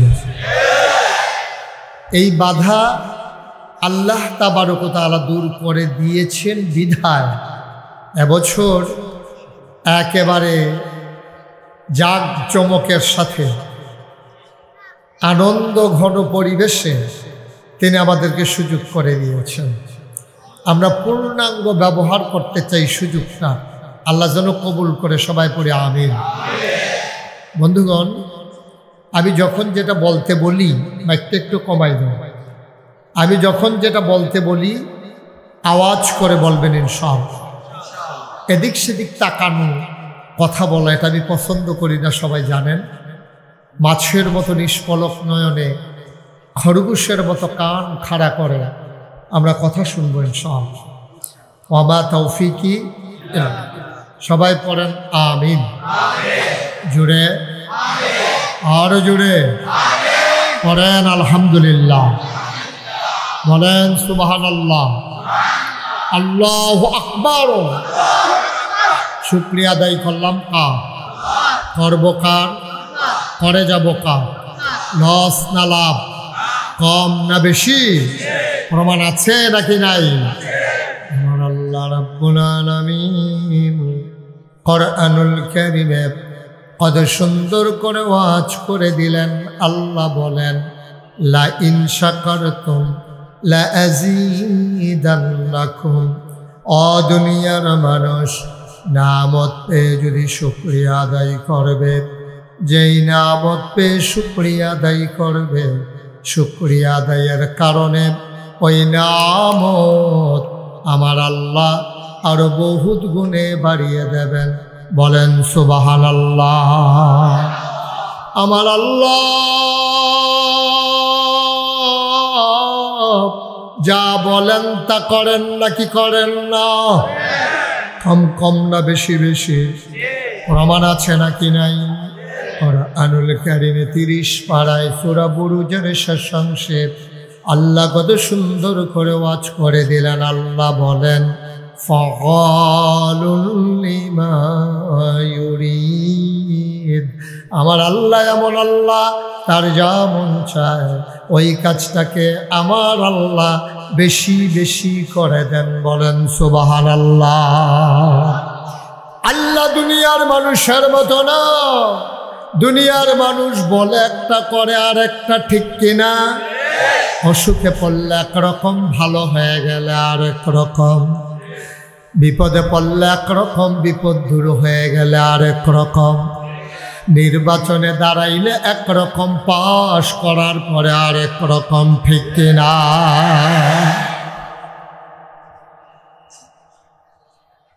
মুসলমান, মন দিয়ে শুনো, আমাদের কথায় কাজে কোনো মিল নাই। সারাটা বছর ইলেকট্রনিক্স মিডিয়ায় আপনি টিভি খুললেই, চ্যানেলটা খুললেই একটা কথা সব সময় দেখতেন, পালাই না, পালাই না, আমরা পালাই না।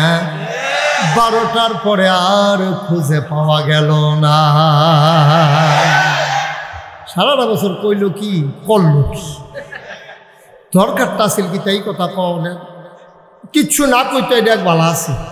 এই যে ফালাই না কইয়া যে পাওয়া গেল না, আরেকবারে তো যেই তারপর কইলে তা এবারে কইছে যে খেলা হবে, খেলা হবে।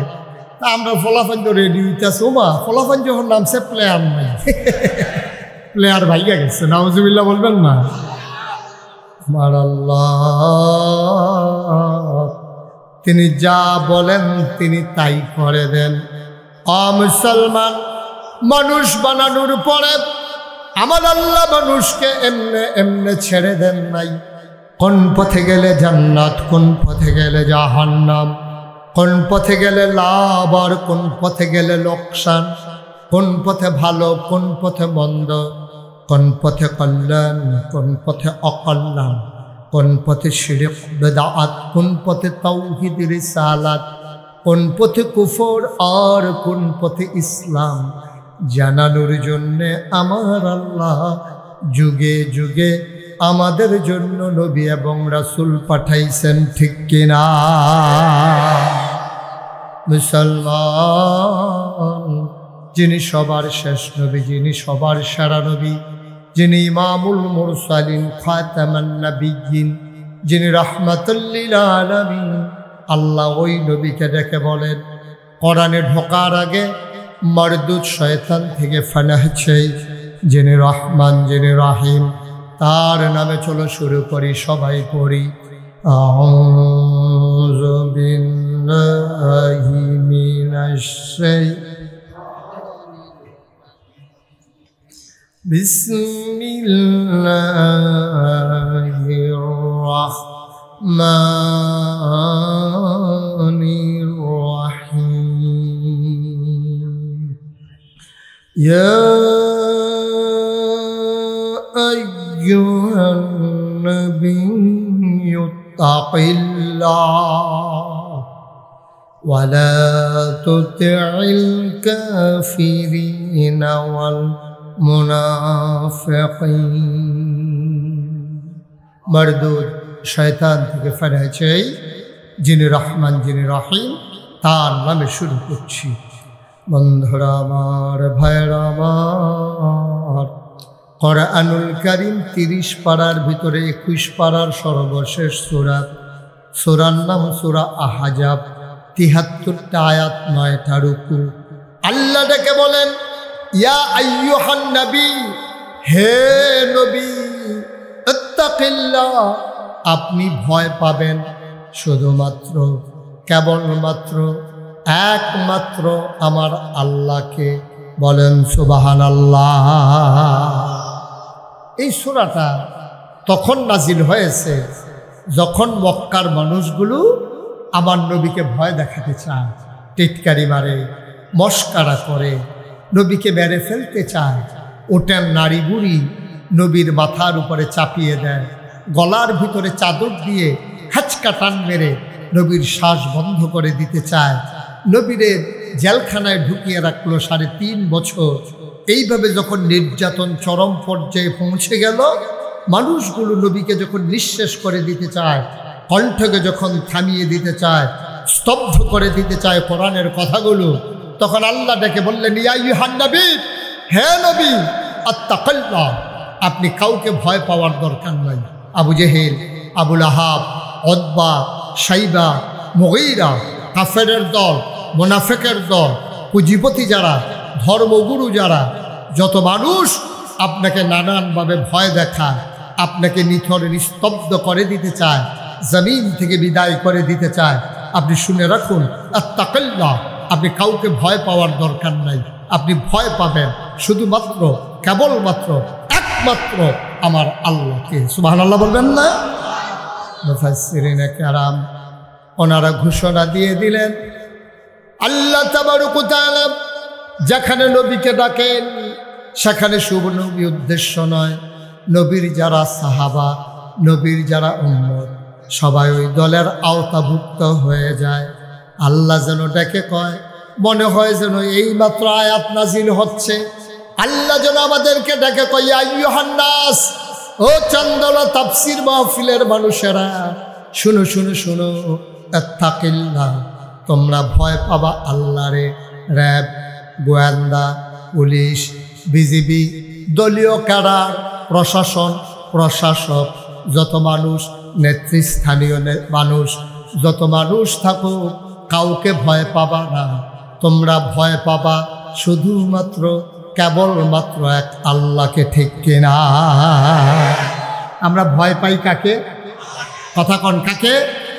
পুলিশ, র্যাব, গোয়েন্দা, দলীয় ক্যাডার, রাজাকার কোনো কিছুকে আমরা ভয় পাই না। টিটকারি হবে, মস্কারা হবে, এটা আমরা জেনে শুনে এ পথে নেমেছি। এ পথ কখনো কুসুমাস্তীর্ণ ছিল না, এ পথ ফুল বিছানো ছিল না, এ পথ ছিল কণ্টকাকীর্ণ। এ পথে যারা নেমেছে তাদের পা রক্তাক্ত হয়েছে, পথ হয়েছে পিচ্ছিল, এ পথ হয়েছে কণ্টকাকীর্ণ, এ পথ কাটা বিছানো। আমরা জেনে শুনেই এ পথে নেমেছি। এখন খুশি মনে বান্ধা নিব দিদির মধ্যে লোকে কি আগুন যায় না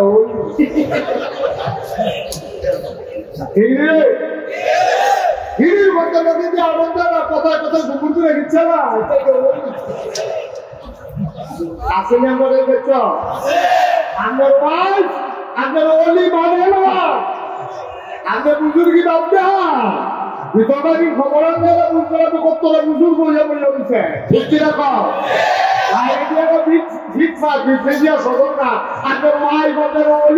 কথা আমরা মানুষ মনে করি ঠিক কিরকম আমি রবি আপনার খাটি যাব রবে করবে কয় ছবি কথা মনে করেন না, আমরা তো আপনার ঘরও নিয়ে দিয়ে খাওয়াতে পারি ঠিক কিরকম।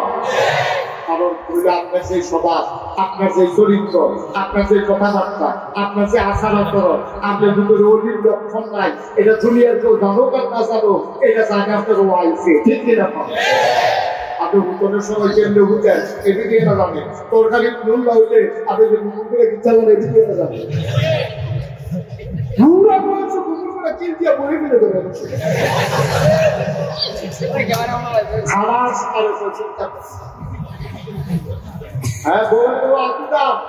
একটু চিন্তা করে আপনার জীবন সঙ্গিনী হুন্ডা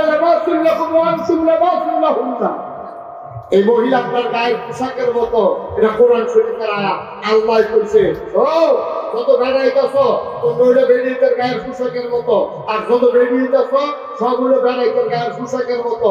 মুফাসসিরিনে কারামের ব্যাখ্যায় কয় আল্লাহ এতটাও থাকতে গায়ের পোশাকের মতো আল্লাহ তুলনা দিল গেলে গায়ের পোশাক যেমন শৈল লাইকা থাকে, গায়ের পোশাকে যেমন ইজ্জত বাড়ায়, গায়ের পোশাক যেমন স্মরণ ভাইকা রাখে, ঠিক স্বামী স্ত্রী একজন আরেকজনের ইজ্জত বাড়াবে, লজ্জা ভাইকা রাখবে, সম্মান বাড়াবে ঠিক কিনা বলে।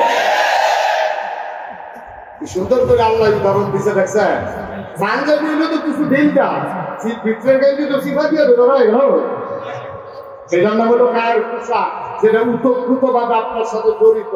সুতরাং আপনার স্ত্রী আপনার জীবন সঙ্গিনী, আল্লাহ পায় গায়ের পোশাকের মতো। সুতরাং পরস্পর পরস্পরের জন্য সহায়ক, বিশ্ব চলাচলে যা কিছু চিরকল্যাণ কর অর্ধেক তার করিয়াছে নারী, অর্ধেক তার নয়। এই পৃথিবীটা এমনি সাজে নাই, আপনার বিরুদ্ধে এমনি ঠিকটা হয়েছে না। আপনি দাঁত ধুইছেন, দাঁত লাগাইছেন, দাঁত কাটছেন, দাম ধরে দিচ্ছেন, তারপর হিসাবের থেকে সলভ করে ভাত বন্ধ পর্যন্ত দিয়ে দেখে না পাও তাহলে ধান খাওয়ানো বই বেড়াইতে দান খাইলে ঠিক কিনা পাও। সুতরাং পুরুষের যেমন অবদান আছে নারীর অবদান আছে। আপনার নারী আপনার স্ত্রীর সাক্ষী দিয়ে আপনি ভালো মানুষ, আসলে আপনি ভালো মানুষ, ভালো বলবেন না। কারণ আপনার সম্পর্কে আপনার স্ত্রী যত জানে অন্য কোনো মানুষ এত জানে না। লাগাইছেন বিশ্বাস 1 ঘন্টা 2 ঘন্টার মধ্যে ফটো নাইছে নোয়াগা হয়েছে, দেখতে কি সুন্দর, সাদা পাঞ্জাবি, মাথার মধ্যে টুপি, কথা দিয়েও সুন্দর, ফুটে যদি থাকলে বাটে হওয়া দিলে বলতো কিরকম সুন্দর। 5 টাকা খরচ হয়ে যাবে, বোঝা যায় কাইলে 5 টাকা কাটে দিতে বুঝতে পার তিনি ভাষাদের মধ্যে হবো এই ক্ষেত্রে তাইকে ঠিক কি রাখা। এরপরে যদি আপনি আবার ফোন করে তুই আমার কাছে কাগজ চুরি করবি, আমরা গাছের কাগজ কত বেশি খাওয়া তোরা কাছে বলে যে তো আপনি পারিনি কাগজ হয়ে দূরের কথা। সুতরাং নবীজির ব্যাপারে সবচেয়ে বেশি জানেন ওনার স্ত্রী আমাদের আম্মা, যিনি জীবন সঙ্গিনী 75 বছর বয়সে নবীর স্বীকৃতি দিয়ে দিলেন। আপনি অবশ্যই সুবহানাল্লাহ বলেন না, তিনি থমকে দাঁড়ালেন, তিনি আশ্চর্যান্বিত হয়ে গেলেন। তিনি আমার খাটি করে বসে গেলেন, তোমার লোক আমি সংসার করলাম, তুমি রুটি দিয়ে আমি খাই না, আমি কইলাম আমি নবী আর তুমিও তো অবশ্যই আপনি নবী তুমি বুঝতে না দিছে নবী সুবহানাল্লাহ বলবেন না তার ভিতরে সাইটটা জিনিস দেখছি বাবা কথা বাবা আপনার ভিতরে আমি সাইটটা জিনিস দেখছি এই মক্কায় কোনো মানুষের কাছে পাই আমি মনে মনে চিন্তা করছি আপনি পিকচারটা ওইটা এটা আমি আগেই বুঝছি আপনার যে পিকচারটা ওইটা এটা আমি আগে বুঝবো নতুন দিন বুঝছো যেই দিন আপনাদের ব্যবসায় শুরু করেছে সুবহানাল্লাহ বলবেন না এটা হলো 15 বছর আগের কথা 6 বছর আগের কথা 15 বছর আগে বুঝছিলাম আপনি যে পিকচারটা হইবে তো কি বুঝছো কোনদিন তো কিছু পাওয়া যায় তো কোয়ার দরকার এই দিনটা অপেক্ষা খাইছি আজকের এই দিনটা অপেক্ষা খাইছিলাম আপনি যে পিকচারটা হবে এটা আমি আগেই করতেছিলাম তো কখন আপনি যখন অসহায় ছিলেন আপনার চাচার ঘরে থাকতেন আমার সম্পদ ছিল কারণ এর আগে আমার দুইটা বিয়ে হয়েছে দুই জায়গায় খুব টেহা আছে জামাই তারা যাবে সব টেহা আমি পাইছি আমার আব্বু ধনী মানুষ ছিল বাপেরটা পাইছি জামাইতে পাইছি এই তিনজনের সম্পদ পাইয়া মক্কায় কয়েকজন ধনীর ভিতরে আমি থাকিতেও একজন কিন্তু আমার টেহাদি ব্যবসা বাণিজ্য লাগানোর মতো কোনো মানুষ পাইতেছিলাম না আমি সবাই জিজ্ঞেস ও মক্কায় কি একটাও মানুষ নাই সবাই একজনের নাম করছে মুহাম্মদুর সাল্লাল্লাহু সবাই করছে মনে নাই আপনারা জানছিলাম সত্যি সেই অপশন করে ইহা আমার আপনার ফর্ম আসতে মেহনত করবেন আপনি বুঝিতে পারি ব্যবসায় যা লাভ হবো সবার সুবহানাল্লাহ বলবেন না আমার সবার আপনি যে ভদ্র মানুষ কুরাইশ বংশ বড় হাসিম পুত্র আপনি খুব রাজুক স্বভাবে আপনি ভদ্র মানুষকে টিটকারি মানেন না বসকারা করেন না কারো দিকে চোখ তুলে তাকান না আপনি খুব ভদ্র মানুষ এটা আমার খুব পছন্দ হয়েছিল তখন আমি চিন্তা করলাম আমার ব্যবসায় উঠে যাবে ওনার খাদ্যদের জন্য একটা রূপ দরকার আমার একটা কেনা গোলাম ছিল আমি গোলাম তার আপনার লোকের ইচ্ছা যে আপনার খাদ্য করার জন্য যে ব্যবসা করে আইসে পরে তার সিগেলে মানুষটা কিনে হবে তো ভালো লাগবে না ব্যবসা করে আসার পরে তারা বুঝে গেছিলাম মানুষটা কিরকম মানুষটা কিরকম করতে পারতাম না তবে আমরা সবাই মিলে কাজ ভাগ করে আসতাম খবর অবস্থা সবাই মিলে সিরিয়া গেছি তো যাওয়ার সময় সবাই মিলে ভাগ করছি কেউ রান্ধন কেউ লাকড়ি আনো লাকড়ি মারো কেউ রান্না বান্না করো কাঁচামুচে ফেলতে রেখে দাও সেই ছুটটা দাও এরকম নানা কাজ কাজ আমরা ভাগ করে নিছি এই নবী মুহাম্মদ তখন তো নবুয়ত প্রকাশ পায় নাই আপনার যে ব্যবসায়িক পার্টনার এই মুহাম্মদের দায়িত্ব ছিল রান্না বান্না করা শেষ হইলে বাইরে বাইরে সাহিত্য ভিতরে খাওয়া আমরা এই দীর্ঘদিন সফরে ছিলাম প্রত্যেক দিনে আমাদেরকে খাওয়াইছে খোদার কসম আমরা খেয়াল করে দেখেছি সবাই খাওয়ার আগে তিনি লবণ সাবান নামেও একটা বিস্কেট টুকরা মুখে দেয় সবাই খাইয়া চললে থাকলে উনি খাইছে বা থাকলে না এইরকম অবস্থা আর কি দেখলাম আরো দেখছি উনি দেখতাম আমরা রোদের ভিতরে বাড়িতে চাই না উনি দেখতাম বক্ত ভাইয়া রোদের ভিতরে আটকে আছে আমরা কোথায় কি জানি রোদে কি মাথা ফেটেছে এটা অবস্থা উনি এমনি ডুবরাই কিন্তু থাকতে ছাড়া আমরা খেয়াল করে দেখতাম উনি যখন রোজের পাশ দিয়ে হাঁটে আমরা দেখতাম ওনার মাথার উপরে একটা ছায়া উপরের দিকে তাকাইয়া দেখতাম একটা ব্যাগের টুকরা ওনার মাথার উপরে ছায়া দিয়া দিয়া উনি যেদিকে যায় ব্যাগের টুকরা ওই দিকে আরো দেখছি উনি যখন জঙ্গলের কাছে দিয়ে যায় এই জঙ্গলের গাছটি পুরা দিকে পড়তো এইগুলো আমরা দেখছি ভালো না চিন্তা করতাম বাতাসে ডুবে চুপতে আছে সেই বাতাস নাই গাছ ডুবে পড়ছে ওটার দিকে আরো দেখছি উনি ফাত্তরের উপরে দিয়ে হাইতে যায় ফাত্তর তো সমন্বয় উনি দেখতাম ফাত্তর উপরে দিয়ে আটকা থেকে আমরা যে ওরকম সিলেন্ড দিয়ে দুধ খাই তাহলে বেলা এই যে আটকা থেকে চিন্তা করলাম কি রে ফাত্তরের উপরে দিয়ে আটে গেলে পরে ওনার পিছন দিকে ফাত্তর লইয়া দেখি ওনার সম্মানে ওই শক্ত পাথর তুলার মতো বড়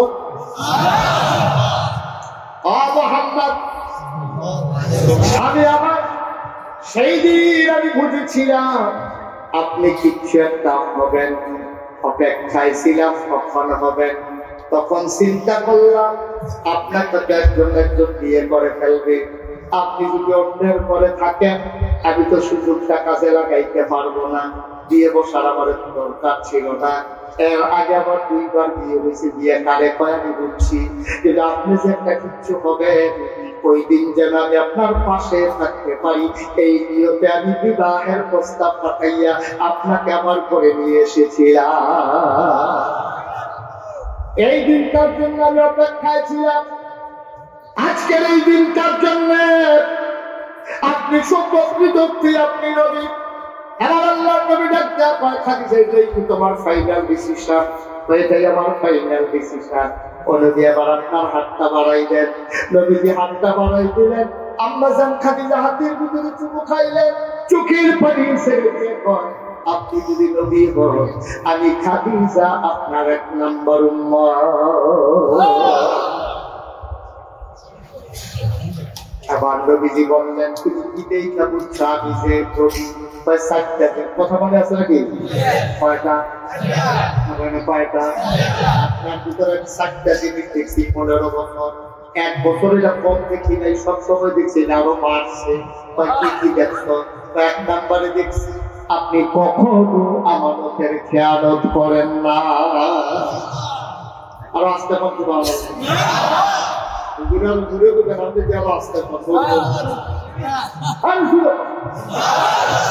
আরো জুড়ে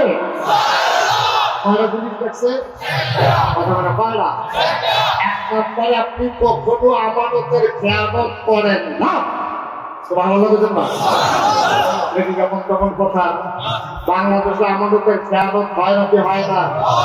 একেবারে তৃণমূল পর্যায় থেকে, অজপাড়াগা থেকে, নদের ঘরের বেড়ার লোকে এখান থেকে আরম্ভ করিয়া রাষ্ট্রের সর্বোচ্চ পর্যায় পর্যন্ত আমার দেশে আমানতের খেয়ানত হয়। ঠিক কি হলো? এই দেশে 99% জন লোক মুসলমান। এই দেশে ক্ষমতার মস্তকে যখন তারা আরোহণ করে, মানুষের ইজ্জত আব্রু তাদের কাছে যখন আমানত, এই ইজ্জত আব্রু আমানতকে নষ্ট করে, এই বাংলাদেশে ওই ডক্টর রাজপথ, কেন রাজপথ ছাত্র জনতার রক্তে রঞ্জিত হয়েছে। একটাই যেমন আমানতের খেয়ালত আর নাই। ঠিক কিনা?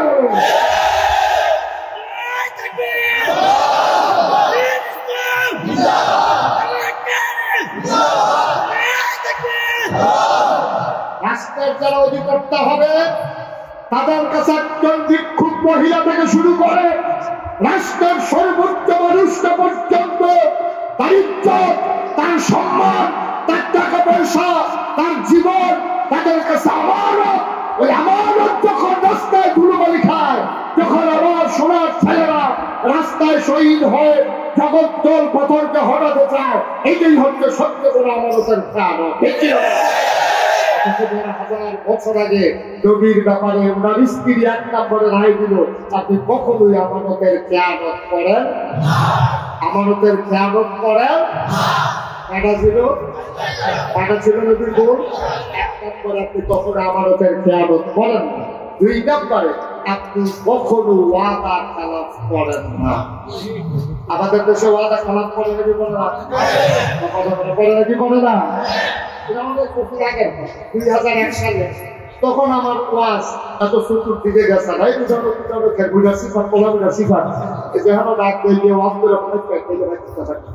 এরকম লাগিয়ে।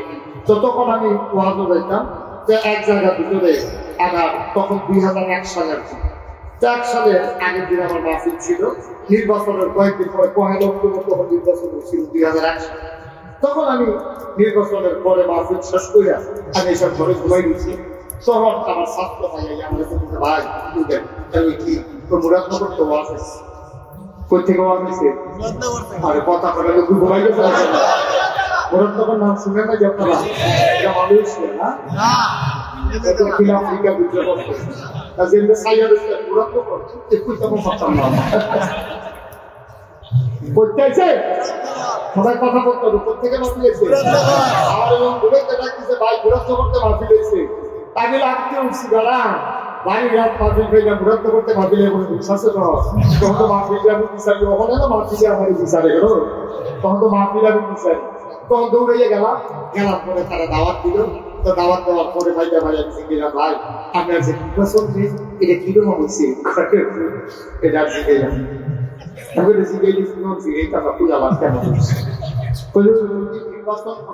কেমন হয়েছে এটা যদি আপনার গুণ তাহলে আপনি সেই আফসোস করবেন, ইস আমরা করে শুধু ঘুরাত্ম করে আমি তোমাদের কইছি ঘুরাত্মর বাড়ি করা আপনার আমি তো আফসোস কথা কই আমি নির্বাচনের আগে 7টা খানে আগে দিয়ে একবার আমাদের চৌড়ানো তো ডাক দিতে মনে লাভ দুধটা লাগছে খাইতে পাশে আরামকে কয়টা তারপরে খাইতে আড়াইটার সময় আপনি একটাকে উঠতেন কেমনি বন্ধু ফাঁকা এই বছরটা দেখতে ভালো উঠন লাগে কমে যায় না তো আরাম দুধটা দিই না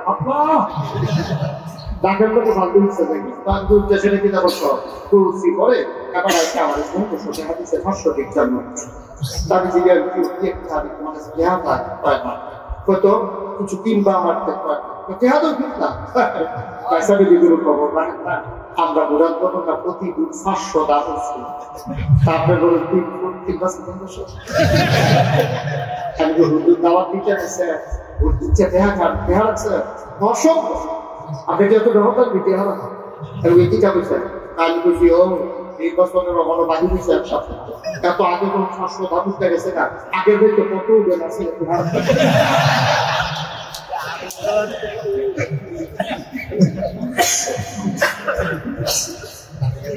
বাংলাদেশ আমার সেবার বাংলাদেশে আহারে বাংলাদেশ এই উদুলে বয় না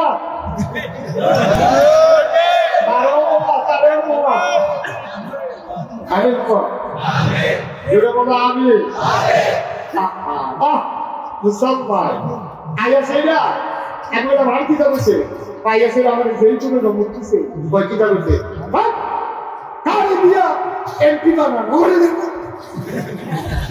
প্রত্যেকারী এমপি বানানো আমার বুদ্ধি দেয় হয়তো বুদ্ধিরে আপনি লিখতে হইবে ভোট দিলে একবারে ঘরের দরজা সুদ্ধা ফিস করে দিব কানা করে চিন্তা করলাম 500টা রাস্তা করে দিব 500টা স্কুল পর্যন্ত করে দিব মসজিদ পর্যন্ত করে দিব এবারে দরজা করে দিলে কানা করে পিছাই না কোনো আল্লাহ যা করে দিলাম ভোট করতে পারতেছে না 6 মাস করে গেছে গেলাম ভাই আপনারা খুঁজতেন আপনার ঘরের দরজা কিনে দিলে নালবেন কত বুঝতে করে নির্বাচনে রাখুন খাওয়া পাগল হচ্ছে নির্বাচনের আগে আপনার কত কথা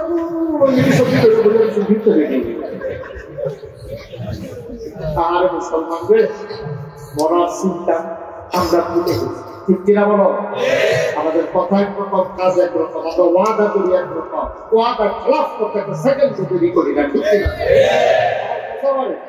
মজা বলে এর বিষয়টা আমার করে তার যে কথাটা বলে ফিরো পানি কাছে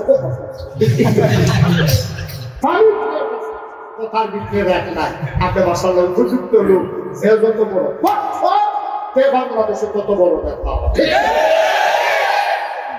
যে যত মিশা কথা বলতে পারে তত বড় আমি একবার এক জাফর খাইতে গিয়েছিলাম এই এলাকা দেশে আপনার এক বিদ্যাবেলার ফুল দিছে আবার খাইয়া এক দিতে খেয়াল করে চেয়ারম্যান সাহেব খাইয়া এক দিতে আছে আমাকে একটা ফোন দিয়েছে ফোন ধরেছিল চেয়ারম্যান সাহেব আমরা তো আপনার গ্রাম দাওয়াত খেতে পেয়েছি আপনি কোন যে আমি কোন আমি দিশা করতে সারিকুলে ঘুরি আপনারা ভালো খেতে পারি খাইয়া এক দিতে করে সুবিধা দিয়ে সব করে ও সুইব ঠিকিরা পাও আসল কথা দি কইলে আর ভাল লাগে ক্লাস মিশে করতেছে কইয়া বলে আরো আইতি আছে আল্লাহর নবীটা বলে আম্বাজান খাদিজা বললেন চারটা জিনিস পায়টা গেল পায়টা আপনি ওয়াদা খেলাফ করেন না আপনি আমাদের খেয়ানত করেন না আপনি কখনো অভাবী পুরো মানুষকে খালি হাতে ফিরাইলেন না কি কথা রে আপনার তারা ভিক্ষা চাইলে মাফ কর আসলে মাফ করো আর নবীজি কোনো প্রমাণ নাই যে কোনো মানুষরা খালি হাতে ফিরেছে এই ব্যাপারে পরে একটা তফসিরের কাছে থেকে একটা মজার হাদিস তোমাদেরকে শোনাবো 4টা কথা আগে শেষ করি 1 নম্বরে আপনি কখনো ওয়াদা খেলাফ আমানতের খেয়ানত আপনি কখনো অভাবীকে খালি হাতে ফিরাই আপনি কখনো আত্মীয়তার সম্পর্ক ছিন্ন করেন এই 4টা গুণ কি শুধু না বড় সাংঘাতিক বড় আজকে বাংলাদেশেও এই 4টা গুণ রক্ষা করার মানুষ খুব কম ফুটে বাপ স্বীকার করে না বিয়ে মা স্বীকার করে না ফুটে বিয়ে করে সেটা গরু লইয়া ভালো হয় না এরকম নয় ঠিক কিনা এই বিশেষ করে বিদেশে কি থাকে এটি অনুসরণ আত্মা বলতেইয়া তোর মাথা লাগছে দেখছি না পাও বিদেশটা আটকাইলে বিয়ে করেছে সে বউয়ের কিতা করবো না কিতা করবো কপাল বাবাকে আমার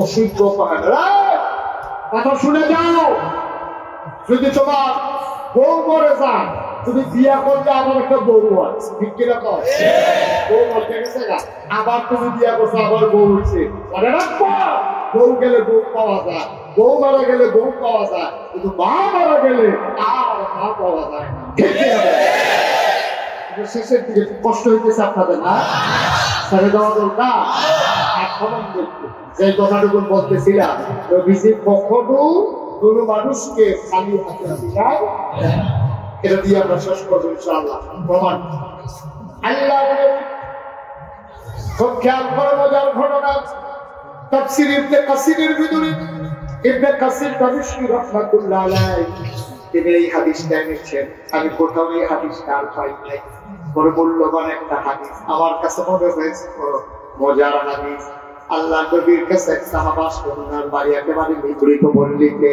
অজপাড়া গায়ে বর্ডার বেলতে একেবারে সীমানায় বাড়ি তিনি দৌড়ে দৌড়ে নবীর কাছে আসলেন এসে বললেন আসসালামু আলাইকুম ইয়া রাসূলুল্লাহ নবী বললেন ওয়া আলাইকুম আসসালাম ওয়া রাহমাতুল্লাহ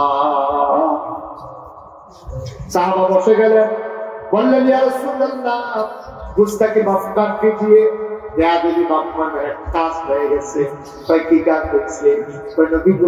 আপনি তো আমাদের রুহানি আম্মা নবী হইল মুমিনের রুহানি পিতা একজন মুসলমানের সাইজন কয়জন কয়জন একজন মুসলমানের সাইজন আম্মা একজন রাজি পিতা আদর আরেকজন হইল জাতির পিতা ইব্রাহিম 3 নম্বরে রুহানি পিতা আমার নবী 4 নম্বরে যার দ্বারা পাতা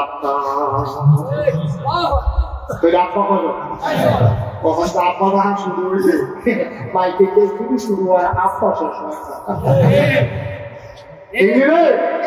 মাইকে মাইকে হুদুর খাদ্য শুনি আপনারা শুনলো কত জাতের আপ্পা মাইকে তারপরে এলজিবি করে আপ্পা খেলা তারপর আপ্পা শেষ হয় একজন মুমিন মুসলমান তার 4 জন আপ্পা 6 জন আপ্পা সবাই মারবা হলেন রুহানি নবীজির কাছে আয়েশা সাহাবা ইয়া রাসূলুল্লাহ বেয়াদবি মাফ করবে একটা কাজ দেবো তা আমি তো আপনার ফুল আপনি আমার রুহানি বাপ এখন আপনি যদি আমার হাত পাওয়া তাহলে আমার বাচ্চাকে তো বলতে কাগজ তা আমার মেয়ে বিয়ার খুব খেয়াল করে কি বেশি হোক কথা তা আমার মেয়ে বিয়ার উপযুক্ত হয়েছে আমি তো খালি একটু দূরে মদিনা শহর থেকে দূরে ইচ্ছা করলে সবসময় আইতাম পারি না সবাই যাচ্ছিলাম বদরের যুদ্ধে অংশগ্রহণ করছে মাশাআল্লাহ মাজার তো নামাজ পড়তে গিয়ে পড়ে এক শিকার বাটপাড়ি জিততে নাই মাশাআল্লাহ অনেক ভালো মানুষ স্বভাব চরিত্র ভালো আপনার ব্যাপারে খুব টেস্ট আছে আল্লাহর তাওহীদের ব্যাপারে কোনো আপোষ করে না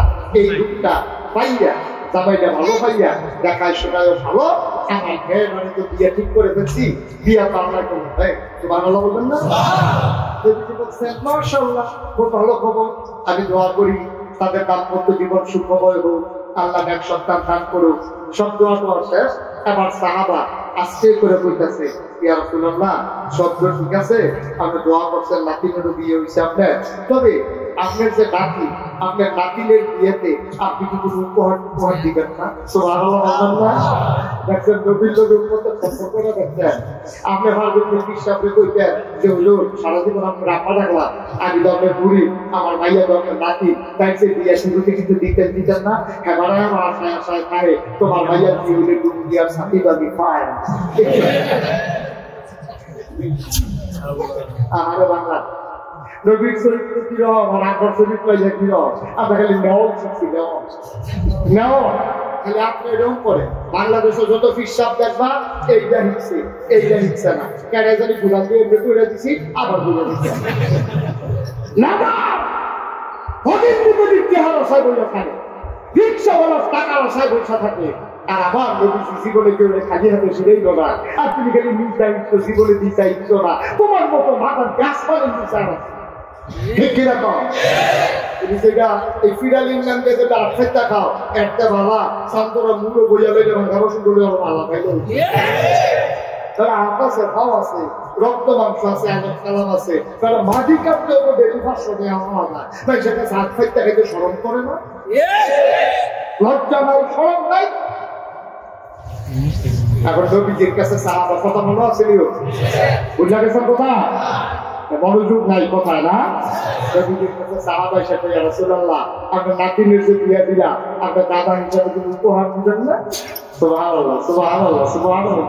কথার উদর কত, কথার ভিতরে মহব্বত কত, অধিকার কত বড় অধিকার।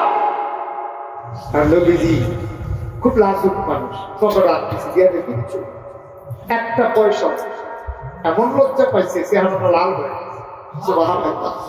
মাথাটা নিচু করে ফেলছে। আমি কেমন নবী, আমার সাহাবা বিয়েতে উপহার চাই, দিতে পারলাম না। নবীজি মাথা নিচু করে মুচকে হাসলেন, হেসে বললেন, সাহাবা আমার, আজকে তো আমি কিছু দিতে পারলাম না, আগামীকালকে তুমি সকালে আসবে, তো তোমার কাছে আমি একটা গোপন সংকেত দিয়ে রাখি। যদি দেখো আমার ঘরের দরজা বন্ধ, তোমার যে গোপন সংকেতগুলো তুমি দরজার ভিতরে শিকল করে 3 বার নাড়া দেবে, তখন আমি বুঝবো তুমি চলে আসছো। আসলে তোমার জন্য দরজা খোলা, তুমি ডাক দিতে পারবো, তোমার জন্য অনুমতি লিখিয়ে আসার সময় ছোট্ট একটা শিশি আর একটা কাঠি। এখন পরের দিন সকালবেলা সাহাবা এসে দেখে নবীজি আরাম করছে, নবীজি পরের দিন আরাম করতেছেন, ভেতর থেকে দরজা বন্ধ, সাহাবার নবীজি অনুমতি দিয়ে রাখছে। সাহাবা এসে দরজা করে 3 বার তাড়া দিল, নবীজি দরজা খুলে দিল, আহলান সাহলান ফারহাবা, আমার ঘরে তোমাকে স্বাগত। সুবহানাল্লাহ বলুন। আল্লাহ নবী স্বাগত জানাইয়া আবার সাহাবাদের ঘরে ঢুকাইয়া বললেন, ও তোমার তো আজকে আসতে বলছিলাম। হ্যাঁ, ওই যে আসছিলাম না, শিশি আনছো তো লুঙ্গির সিফার থেকে শিশি বার করে কাঠি আনো না, কাঠি হচ্ছে। আল্লাহ নবী সাহাবা আবার সামনে নবীজি বসালেন, পাঞ্জাবির হাতটা কোনই পর্যন্ত উঠাইলেন, খুব খেয়াল করেন। তিনি হাতটা উঠাইয়া কোনই পর্যন্ত পাঞ্জাবির হাতটা গুছাইয়া তিনি আবার হাতের ভিতরে পছলাইতে শুরু করলেন। কতক্ষণ এই হাতে পছলায়, আবার বাম হাত ডান হাত পছলায়, পছলাইতে পছলাইতে রাত হয়ে গেল, ফসলের গড়ায় ছাপ জমে গেল।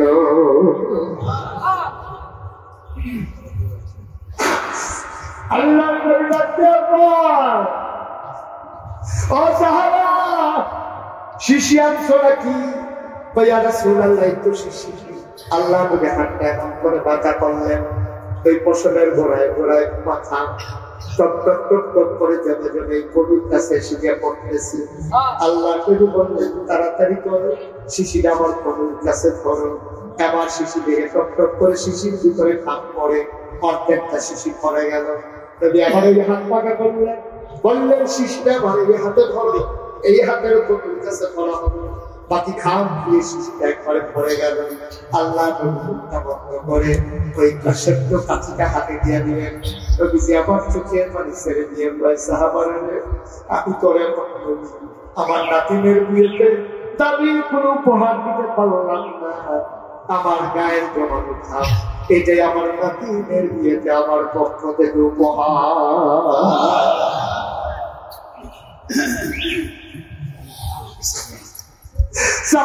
করে ভাঙলেন, চোখের পানি ছেড়ে দিলেন, ডাক দিয়া কইয়া, রাসূলুল্লাহ, ইয়া হাবিবাল্লাহ, আপনি যা দিয়েছেন তার কোনো তুলনা হয় না, আমি বড় খুশি হয়েছি। সাহাবা বিদায় দিলেন, মেয়েটা দাঁড়িয়ে আছে ঘরের কিনারে, আব্বা নবীর থেকে হাদিয়া নিয়ে আসবে। বাবা বলে গেছে, ও মেয়ে আমার, নবীজি করে হাদিয়া দেবে বলেছে, অপেক্ষা কর, আমি আসতেছি। মেয়েটা বাড়ির সামনে খেজুর গাছের নিচে দাঁড়াইয়া দুধ গরু নবীর দিকে তাকিয়ে আছে, বাবা কখন আসবে। তাকায় দেখে একটা আফসা আফসা মানুষ দেখা যায়। মেয়েটা দিলেন দৌড়ে দৌড়ে গিয়ে দেখে বাবা থাকতেছে, চুকিয়া পানি করতেছে। মেয়েটা ডাকিয়া, আব্বা, আপনার হাত খালি, আমার বিয়েতে আমার নবীজি কোনো উপহার কি দেয় নাই? বাবা চোখের পানি ছেড়ে দিয়ে করবে, আমার তোর মতো ভাগ্যবতী মেয়ে মক্কায় মদিনায় আর দ্বিতীয় জন্ম নাই গবে। তোর এত দামি উপহার দিয়েছে। তিনি খুঁটির ভিতর থেকে ছোট্ট শিশি বের করলেন, মেয়েটা ছুটল, শিশিটা বের করার সাথে সাথে চতুর্পাশ সুগন্ধের সাথে সাথে ভরে গেল।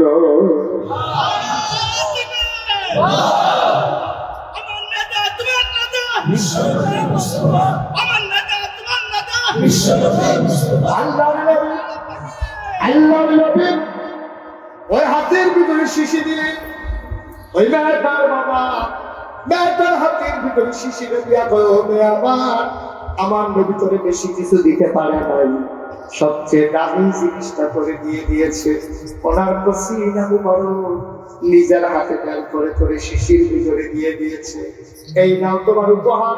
মেয়েটা খপ করে ধরলেন, চোখে লাগালেন, মুখে লাগালেন, বুকের সাথে জড়িয়ে ধরলেন। মেয়েটা দিলেন এক ফোঁটা খাপ পসিনা মুবারক বের করে হাতের তালুতে গিয়ে মেয়েটা মাথায়, চোখে মুখে বুকে সব জায়গায় লাগালেন। এই মেয়েটা আদর করে কাপড় পেঁচাইয়া আতরের শিশিটা রেখে দিতেন। যখন ঈদ আসতো, যখন বিয়ে হতো, এক ফোঁটা নবীর পসিনা মুবারক আতর হিসেবে ব্যবহার করতেন। ঈদের দিন সকালবেলা মেয়েটা যখন আতর দিতেন, পুরো মদিনায় ওই নবীর আতরের গন্ধ ছড়িয়ে পড়তো। মানুষগুলো পাগলের মতো দৌড়াইতো। এই সুগন্ধ কোত্থেকে আসে, কোত্থেকে আসে? মানুষগুলো পাগলের মতো দৌড়াইতে দৌড়াইতে দৌড়াইতে খেয়াল করতে এই জায়গা থেকে আসে। বাড়িটার চতুর্পাশ দিয়ে দাঁড়াই যাইতো, সবাই ডাকাডাকি করতো বাড়ির মালিকদার হোক। পুরা মানুষটা বেরোতো, বলতো যে কেন তোমরা ফিল করতেছো, এই সুগন্ধ তুমি পাইছো, এত দামি পারফিউম তুমি কোত্থেকে কিনেছো? তুমি তো ধনী মানুষটা। সাহাবাদের পাশ ছেড়ে দিয়ে কাঁদতেন, বলতেন ভাই এটা আমার কেনা সুগন্ধি না, আমার নবীর দেওয়া আমার মেয়ের বিয়ে তো উপহার, এইটাই সেই সুগন্ধ। আবার মদিনার সকল মানুষ মিলে বাড়িটার নাম রেখে দিল সুগন্ধি বাড়ি। বাড়িটার নামই হয়ে গেল সুগন্ধি বাড়ি। এই নবীজি তোমার আমার নবী। আমরা যারা নবীর উম্মত, আমরা যারা আশিকি রাসূল দাবি করি, এখন আমাদের কি দায়িত্ব?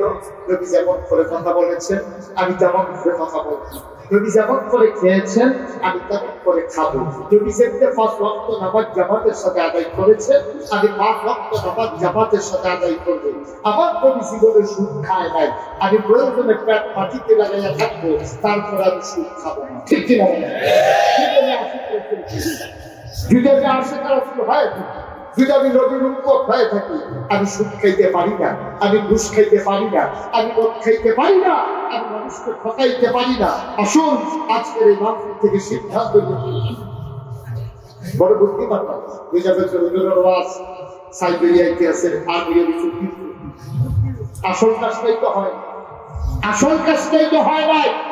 সবাইকে ধৈর্য ধরে বসতে হবে। আজকে আমার মন সাক্ষী দিয়েছে, আজকে প্রায় 33 বছর আমি মুস্তাক ফৈজি ওয়াজ করি। 33 বছর ওয়াজ করার পর আমার একটা অভিজ্ঞতা হয়েছে, কোনো মাহফিলে যখন আমি যাই, মাহফিলের পদক দিলে মাহফিলটার উজ্জ্বল হয়েছে। আজকে আমার মনে হয়েছে এই মাহফিলটা আল্লাহ কবুল করে। নাইলে আল্লাহকে দৃষ্টি দিয়ে আমাদেরকে ভাষায় দিলেই পারবে, কিন্তু আল্লাহকে সুযোগ করে দিয়েছে এই কবুল হওয়া মাহফিলটাতে আমরা একজন উঠবো না, সবাই মিলে আল্লাহর দরবারে তওবা করবো। দরকার আছে নাকি নাই? সবার আমল নামায় গোনা আছে, আমরা সবাই মিলে তওবা করবো। কার দরবারে? কথা বলে কার কাছে? আল্লাহর কাছে আমরা তওবা করবো। মাপ চাইবো কার কাছে? আল্লাহর কাছে।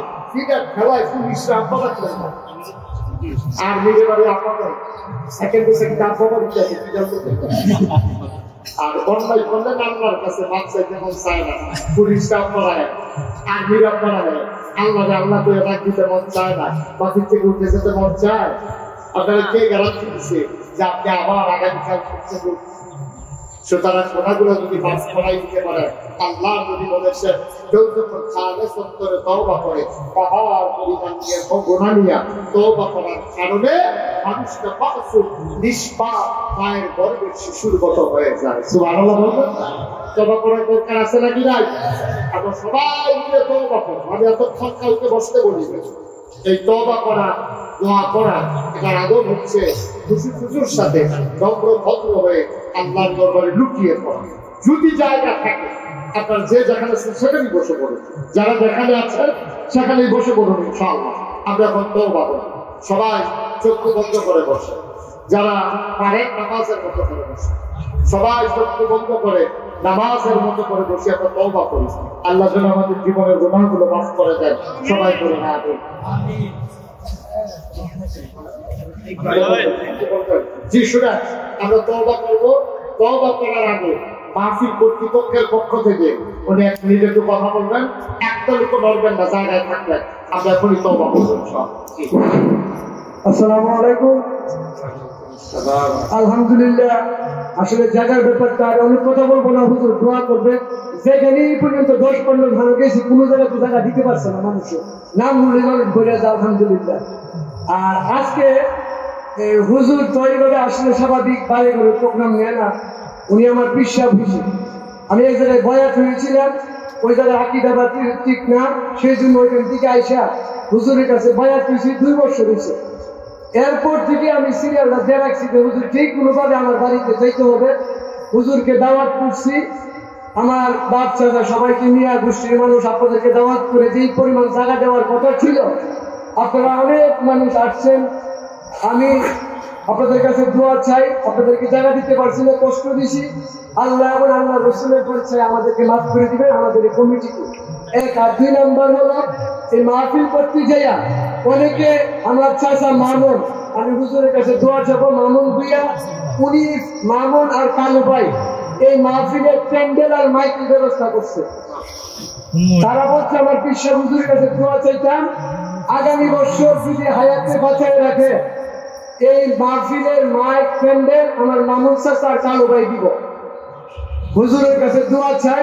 1 আর যেহেতু আমি হুজুরের বয়াত আছি, আমার হুজুর আর অনেক হুজুর একরকম নয়। আমি যদি একটা আপনাদের এলাকার মানুষ, এই পাড়ার আমার ফুটবাদী কালাম কামরুল, আমার পরিবারের ভিতরে 5 জন হাফেজ, 2 জন আলেম। আমি যদি একটা প্রশ্ন জায়গায় বয়াত হইতাম, আমার পরিবার আপনারা বলছেন যে ধরনের হুজুর এমন হয়েছে, শামিমাল হুসাইন সব এমন হয়েছে, আমার আবু করম সব মৌলানা শফিক সাহেব এদের সাথে সম্পর্ক আগে ছিল। এরা সিদ্ধান্ত নিয়ে আপনাদেরকে নিয়ে এই মাহফিলের ব্যবস্থা করছি।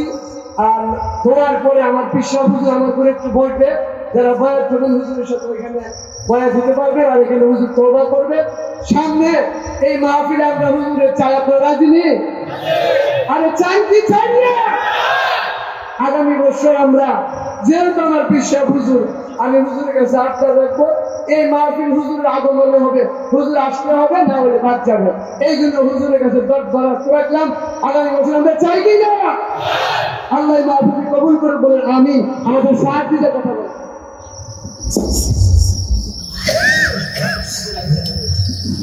আলহামদুলিল্লাহ, সম্মানিত উপস্থিতি, আসসালামু আলাইকুম ওয়া রাহমাতুল্লাহ। আল্লাহর প্রশংসা যে আল্লাহ রাব্বুল আলামিন বাংলাদেশের এই সময়ে আমাদের হুজুরকে আসার জন্য তৌফিক দান করেছেন। আপনাদের কাছে আমরা বিনীতভাবে অনুরোধ জানাচ্ছি, আমরা সারা বাংলাদেশের সমস্ত বাংলাদেশের 90% মুসলমান, সকল মুসলমানই আমাদের একটা খেয়াল, বাংলাদেশের যত ইসলামী দলগুলো আছেন এবং সমমনা দলগুলো আছেন, সকলেই চাচ্ছে একটা প্ল্যাটফর্মে এসে একত্রিত হয়ে চলার জন্য, আল্লাহ জমিন আল্লাহ দ্বীন প্রতিষ্ঠা করা সকল পুরুষ এবং মহিলার উপর ফরজ।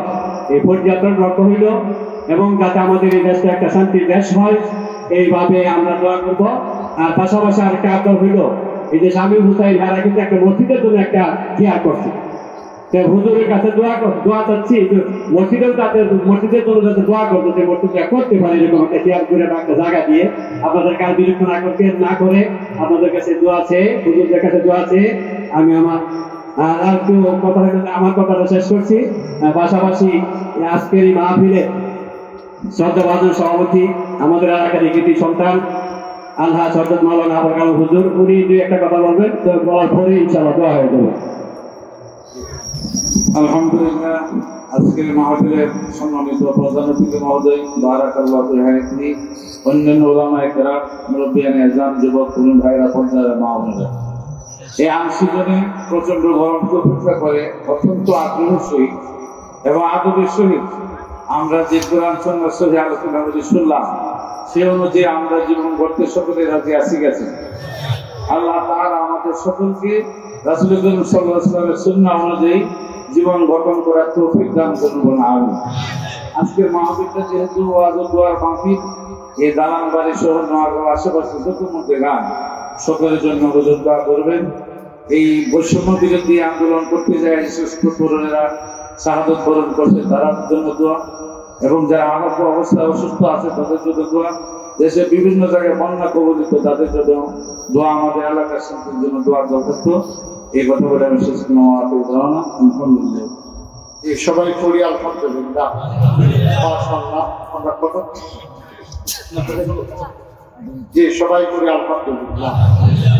ওনাদের তো ওনারা অনুমতি দিলেন আমার কথা, সভাপতি সভাপতি ওনারা সর্বোচ্চ মহাত্মা যে নজির পেশ করেছে, আমি ওনাদের জন্য দোয়া করি আল্লাহ যেন ওয়ারাসাতুল আব্দি হিসেবে কবুল করেন, দ্বীনের হাদি হিসেবে যেন কবুল করেন। আল্লাহ সবাইকে আমাদের কবুল করতে দোয়া করবেন। আমি এই গ্রামে এই এলাকায় আমার মাসুদ তুলনামূলক পর আমি এই বা অনেক প্রোগ্রাম করেছি, 18 তো মোটামুটি করেছি। বিজয়নগরে কুশিমপুর, চম্পকনগর, তারপরে আটটুলি, ওখানে আমার খুব ভক্তপুরী গাছ একপাড়া। কিন্তু এই জায়গাটাতে আমার যদিও আমার দাদার বাড়ি, ওনারাও কয়েকবার চেয়েছেন, সময়ের সাথে না দিলাম, আমার আশা হয়েছিল। তা আপনারা বিশেষ করে সভাপতি এবং সহসভাপতি যে দুইজন দোহাতকে পাওয়ালে দিন, ওনারা আসলে আগেও ওনাদের সাথে তো মিশি নাই। আমাদের ওই যে আজকের মাহফিল আছেন মুজাব্বেল, ওনার সাথে আমার পরিচয় হয়েছে, কথা হয়েছে, এবং গত বছর ওনাদের গ্রামে কিরাতন ওখানে আমি এসেছিলাম, আপনারা তো অনেকে গিয়েছিলেন সেখানে। তো ওই সুবাদে ওনার সাথে একটা গভীর সম্পর্ক আল্লাহ যেন কবুল করে সবাই করা। আপনারা জানেন, অনেকেই জানেন, অনেকেই জানেন আমি ওস্তাদ ফয়েজি, তারপর আমার নামের সাথে একটা লেখা আছে পীর সাহেব। আমি কিন্তু কখনো পীর সাহেব হতে চাই না। আমার দাদা ছিলেন ফুরফুরা সিলসিলার একজন পীর। আমার আব্বা দাদার আগে ইন্তেকাল করেছে, আব্বা ইন্তেকাল করছে 85 সালে, আর দাদা ইন্তেকাল করছে 78 সালে। আব্বা ইন্তেকাল করার কারণে আমি নাতি হইয়া দাদার কাছ থেকে সরাসরি দরবারের দায়িত্ব আমার হাতে এসেছে। আমি কখনো এই পীর বাংলাদেশে পীর সাহেব দেখতে দেখতে আমি অতিষ্ঠ। আমি দেখছি পীর মানি হলে বইয়া বইয়া খাওয়া, কোনো কাম টাম নাই, কোনো চাকরি বাকরি নাই, কোনো বিরুষ্টিও করে না। এই বেদ কয়দিন এই বেদ কয়দিন আমি ঘুরে ঘুরে খাওয়া, আমার এটা সবচেয়ে করি।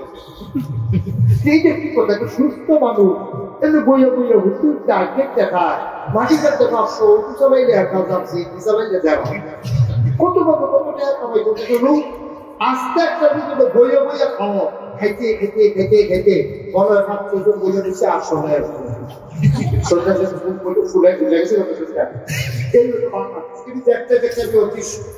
তখন আমি চিন্তা করলাম খারাপকে ফালতে দিত। আমার দাদা যখন আমার দায়িত্ব দিচ্ছে, আমি যদি আমি চাই না কয়টা তোমার দায়িত্ব নেওয়া লাগবে, বললাম যদি আমার দায়িত্ব দেয় তাইলে আমার কিছু কিছু জিনিস দেওয়া লাগবে। কি চাও? আমি আমার একটা জমিন দেওয়া লাগবে। আমি ওই বীর হতে চাই না, খালি বইয়া বইয়া খাওয়া, এটা আমার কি হতো। লেখাপড়া করছি, ভালো ছাত্রই ছিলাম, তো কেন আমি একটু বসে বসে খাবো? তো বললো যে জায়গা দিয়ে কি করবো, বললো যে মাদ্রাসা করতেছে। আমার দাদাও ধনী মানুষ ছিলেন, উনি আমার মাত্র 9 শতক জায়গা দিচ্ছে। 9 শতক নয়, উনি দেখালের পরে আমি জায়গা কেনা শুরু করলাম। এখন ওই যে আমার রোহানি সন্তান, আমার বুড়ি, আবার আরো যারা ওখানে তারা দাওয়াত দিতে গেছিল তারা দেখতে আইছে।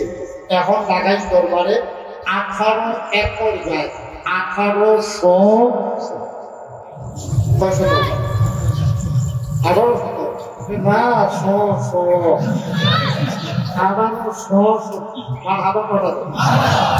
আবার একটু 10টা 25 বাদা, একটা খানকা, একটা দাখিল মাদ্রাসা, একটা নুরানি মাদ্রাসা, একটা হেফজখানা, একটা ধাতব্য চিকিৎসালয়, একটা গণপাঠাগার, একটা গবেষণাগার, একটা ছাত্রাবাস, একটা ইয়াতিমখানা, একটা মসজিদ।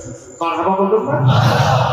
আমার মসজিদটা ছিল কি জানো, সেটা তো আমি জমা পড়াই এলাকার মানুষ এই দূর দূরান্ত থেকে সিইতে পড়ে, উর্দুতে পড়ে, হাইএসে পড়ে, মাইক্রো প্রাইভেট কারে পড়ে।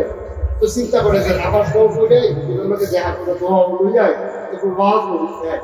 প্রত্যেক শুক্রবারে দূর দূরান্ত থেকে যারা আইয়ে শুধু একটা বড় কয়েকশো লোক জানাও, এটা আমি মসজিদে যাওয়ানোর আগে আপনার যারা কাছের মসজিদে তারা যাওয়ানোর আগে মসজিদ ঘুরে যেতে বাইরে দিয়ে আপনার যারা এলাকার মানুষ তারা বাইরে বাবুয়ে সাবুয়ে সানিয়ে বুঝে বুঝে আমি খালি জায়গা পাই, আমিও পাই না নাম টেক্কা দিচ্ছে জায়গা। পরে চিন্তা করলাম এত বড় দরবার, হাজার হাজার লোক আসে, একদিন এখানে আরো বেশি লোক আসবে, একটা বড় করে প্রস্তুত করা দরকার। তখন আমি আমার দরবারে যারা ইঞ্জিনিয়ার তাদেরকে ডাকালাম, একটা টিম করে দিলাম, ওরা একটা ডিজাইন করে নিয়ে আসলো, কিন্তু চমৎকার একটা ডিজাইন। এখন এটা কি কোনোদিন মসজিদে ক্যান্স, আমি যেটা কত বড় কত বড় প্রচার পারতাম না, তবে এই মসজিদটার ভিতরে এক লগে নামাজ করতে পারবো ৬,০০০।